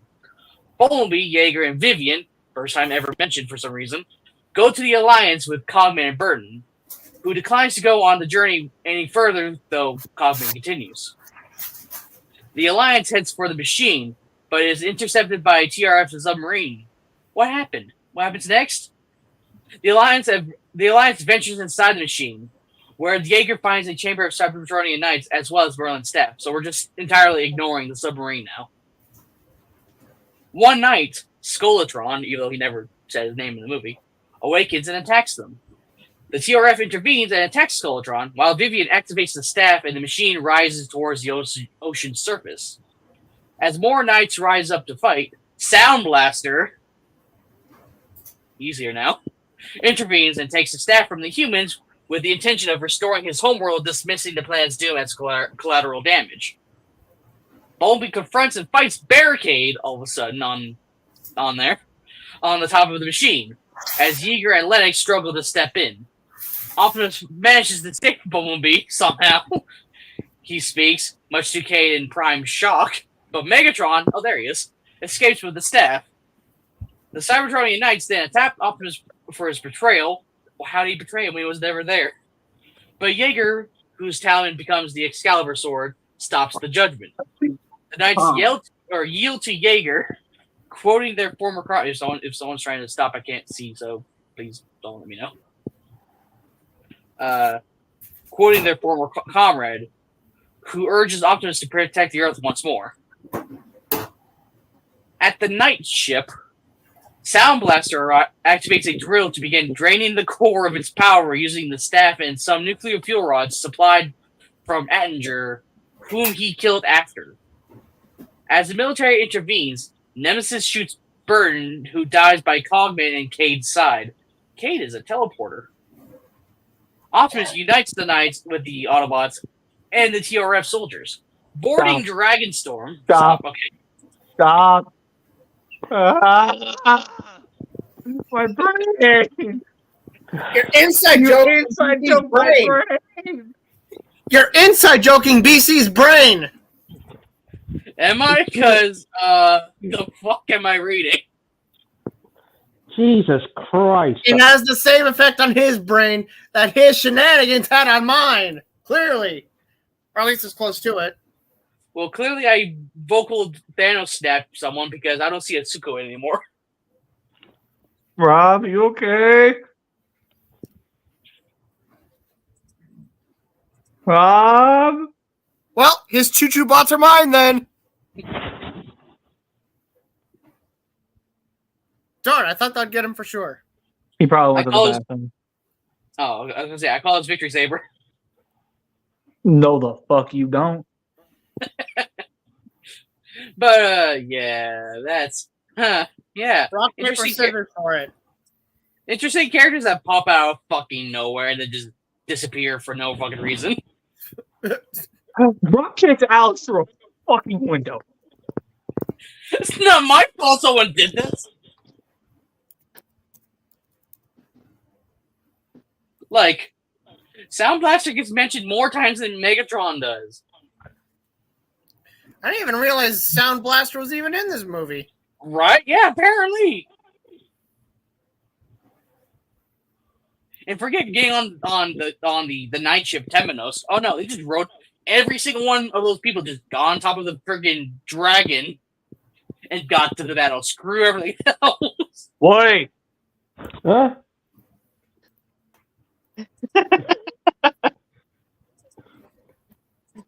Sit up, fat ass. Damn it. Wait, Come on, everyone was watching me fall asleep? Yes, everyone's watching you fall asleep while I was reading off a terrible story time. I mean, a most well crafted story time. No wonder I fell asleep. I punched him so hard his fucking internet died for a second. Not my frames. Wait, So safe to anyway, say, just reading the rest of this stuff to myself, someone Is it? doesn't know their homework. His internet died because I pulled it. Oh, also, just so you all know, near the end of it, at the very end of it, they finally mentioned Unicron by name, but they never said anything after that. Also, Or real before quick, that. just want to say that he said it this time, not me. It was bees. It was bees. It was bees. liar, plans for hire. No, ow, damn it, ow. You go, assist him. BC, you know you can't do it like that. Use a motherfucker to kill another motherfucker. you know what? You're right. You're right. You're right. You're right. Come here, Rob. Oh, yeah, ow.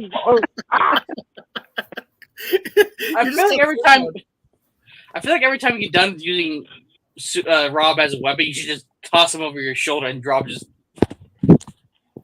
Don't worry, Rob. It's just a concussion. Just walk it off. You'll be fine. Oh, it's You so put funny that you two is mentioned that. Bitch. Jimmy Girl, are you okay? Because I don't know if I've killed your brain with the story. You there? I literally was like, what the crap? I'm like, is this a terrible fan fiction? Like, is I this, could've- is this like, what is this? No, better than that. It I was promise you. it was literally the It's TF no better Wiki than the people actual just movie. giving up on that. It's not even TF Wiki. It's just some other wiki. Can God damn. Can we take a break, Excuse please? you. Can we take a break, please, Savage? It appears my brains have melted. You had brains?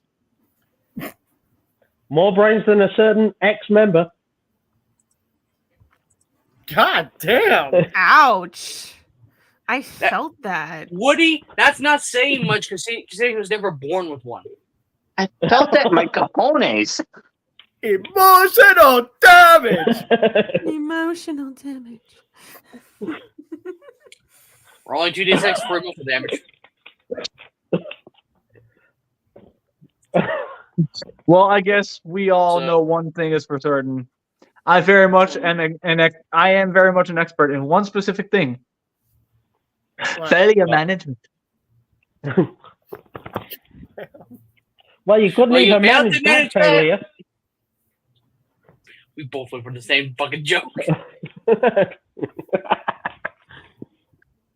You failed to manage that one.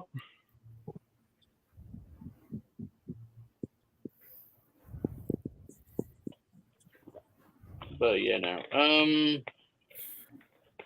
Obviously, BC. Obviously, BC is because he didn't unfreeze the chicken enough. Enough. Just the enough part. Just Jesus. Alan, go do the dishes. Go do the dishes because you're stupid. Go get an education. You won't even pass, get that. Look, he didn't even pass kindergarten. What are you expecting? Emotional damage.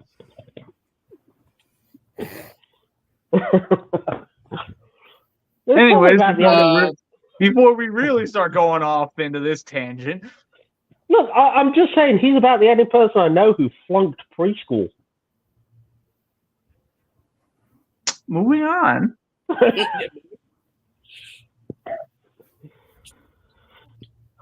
However, I So, would like to make input on this because I know I've been lacking on doing this. However, if you have been enjoying this content that we've been doing for the last 5 episodes, and I know I've lacked on saying it as much, if you like to partake in more discussions such as this or a future topic we would like to bring into the crowd, and or suggestions for a scrap battle, you can join us on the community Discord server, the Scrapyard, where we'll be there all the time.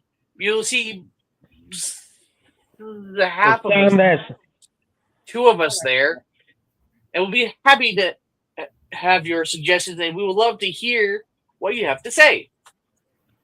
Links of which will be down in the description below and in the pinned comment after this video is done. Finally, ad read! Yay!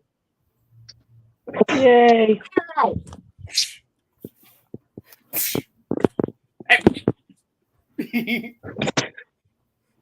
Ow. Uh oh.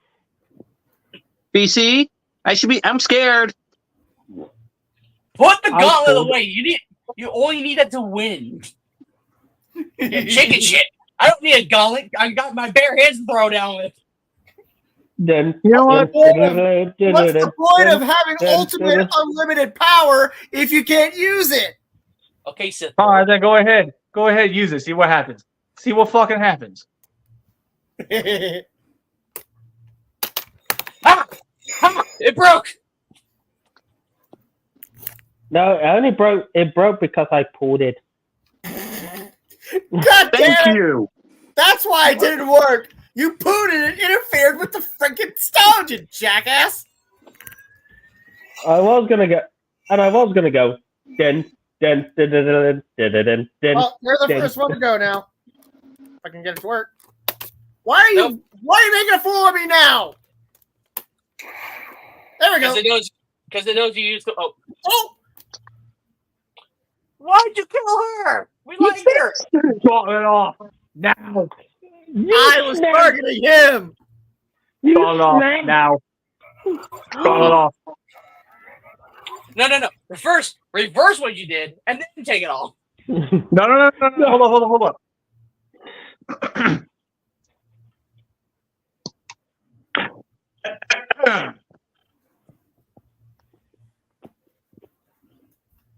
Hi. Welcome Huddle. back. Blame bees for your disappearance. Yeah, I- apparently, I, he loves having power a little too much. I noticed. I plead the fifth. You can't plead the fifth. No, you don't. So for Yeah, this there's very no, rare you get no instance, trial in this. I'm going to allow Dreamer to decide Bees' fate. Oh no! Oh Pick no! of doom. Pick of doom. I don't know. Pick a Doom sounds kind of cool. I was going to say, what about the back rooms? It hasn't been a while. Yeah, DC, I'm sure that backroom monster's kind of hungry. Hmm. I have the Elder Wand, so I'm good. Is it the real one though? I might have switched it. You are a Sith Lord. You want ultimate power. How dare you? That's not the real Elder Wand. That's a Power. fake. Power! Unlimited power! And Go send to it the back. background. And I win. Because I switched his Elder Wand. That wasn't the real one. Oh dear, so it Oh, wait. backfired. And Which Oh is why wait, we you like switched it out with the Elder Vibrator, didn't you? Either that or it was a fake that I had Ollivander make because I wanted him to think that he had the Elder Wand, but he didn't. Clever girl. Was that just for reference, or are you just saying to be kind? Bees? Bees? You okay? I might have Avada Kedavra'd him a little too hard. I used the gauntlet and got the legitimate one. No, you didn't. Yes, I did. Don't lie to yourself. That said, Backrooms Monster, you've had enough. Pantaloonius Pooperkiss! Oh god, yeah, this works way too damn well. He's like, his ass is practically hemorrhaging diarrhea out of his pants. Okay, let's get. Oh. Are we Yeah, sure this well is then, Eldor? at this point, screw it. Hey, Rob, buddy, I need you to go check on the monster real quick. Okay, bye. There we go. I just made him go bye bye to somewhere else. Oh fuck. Okay, yeah, I guess he went to Rob now. Yeah, I think that monster might have been Aladar. Oh hell no. No, we're not going there. I was We're not waiting going to there. know. No. Bad bees. Bad. All right, so give me just a Don't make me hit you with the Give me rope. just a minute. All right, let's check in on Rob. Rob, watch out! He's about to give you a wedgie. We can see you, Rob. Yeah, I thought you were like hiding from the monster to sneak up on him or something. I was like, what the fuck?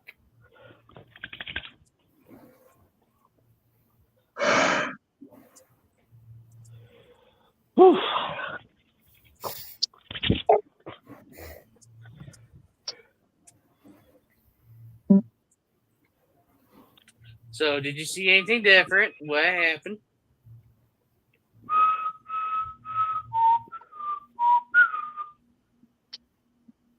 Shut the fuck up, you British twat.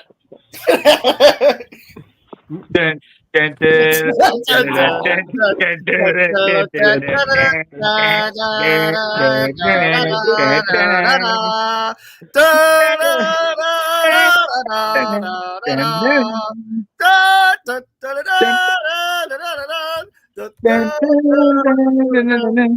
dun, dun, Hey guys, you sunk my battleship.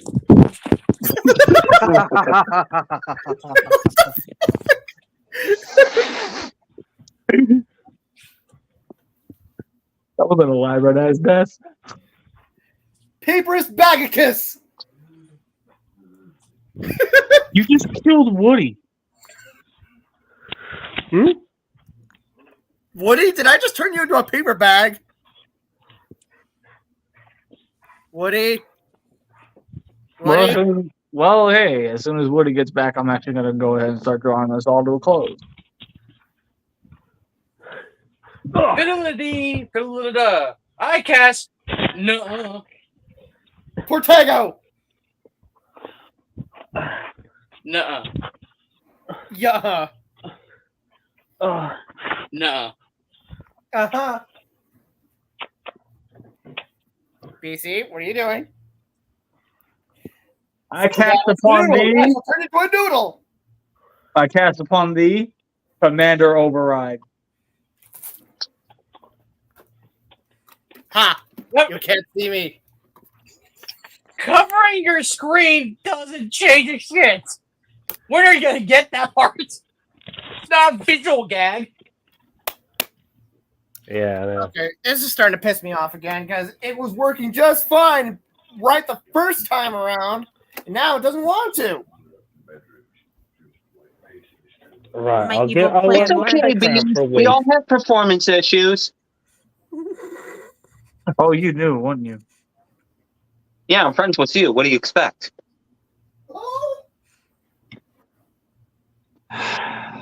You know, I could rip you in half real easily right now. Like jazz. It wouldn't take much. It wasn't, So instead, I'm going to use do you to me any beat. good. I'm already short as hell. So instead, I'm going to use you to beat Savage real quick. So come here. What? Why? Wow, I just realized I'm taller than Sucrose. That means I have the high ground.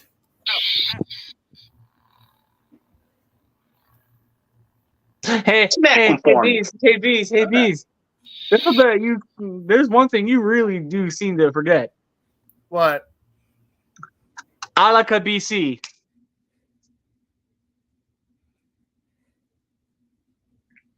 I cast Firebolt.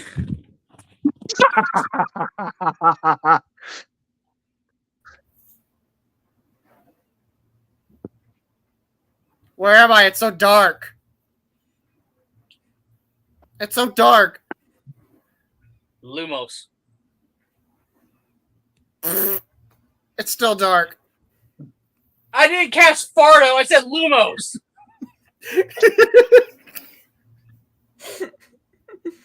Hang on. Sorry about that. You brought Woody back.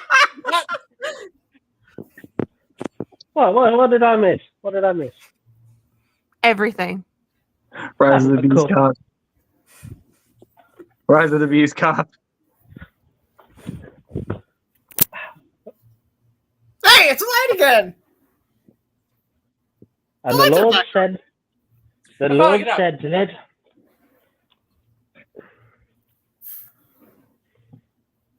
you can't have these, dog, Papa. They're bad for you. Anyway, so it sounds like we should probably start wrapping this up then. Yeah. So, I guess that, So So, obviously we all are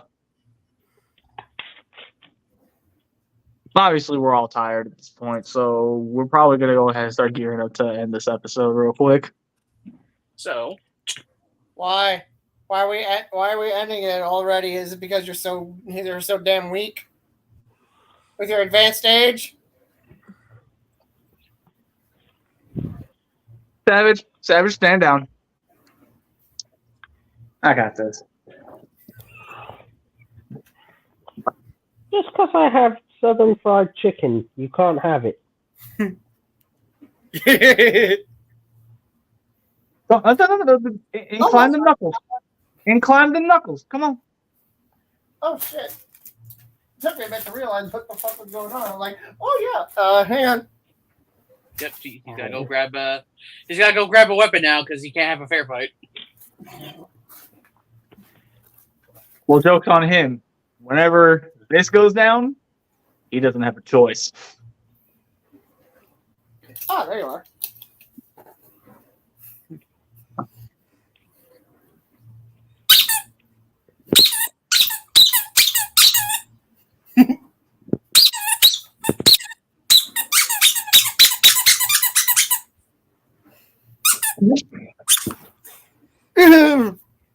remember, licking doorknobs is illegal on other planets.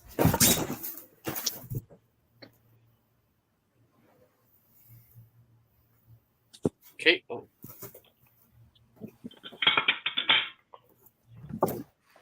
BC wins.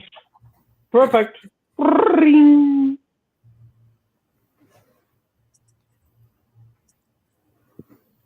All right.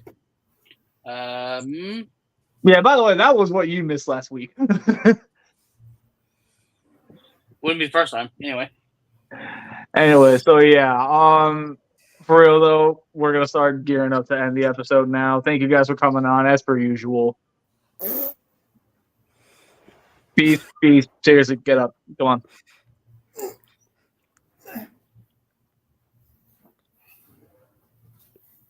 So yeah, thank you guys for coming on. I appreciate you as always. We as a group appreciate you as always. And of course, I've got everything as far as the next set of what's going to be talked about next week. I've already got it queued up, and I think you guys are going to like this. So with that being said, by the way, this is a new end segment for you, Woody, because this is going to be entirely different because we did decide to do something different while we were gone. Okay. Will Beast ever be able to fight an actual battle without using a single damn weapon? Will Woody ever get his teeth be uncrooked, bloody mate? Will the Dreamer Girl ever find that one book she'll ever desire? Will Suka ever stop being used as a living weapon? Nope. Will BC finally find the last Dragon Ball he's missing, the 8th one that somehow didn't ever get mentioned before? And will Savage Prime ever be able to live another punch again? Find out next episode of Scrapyard, episode 106.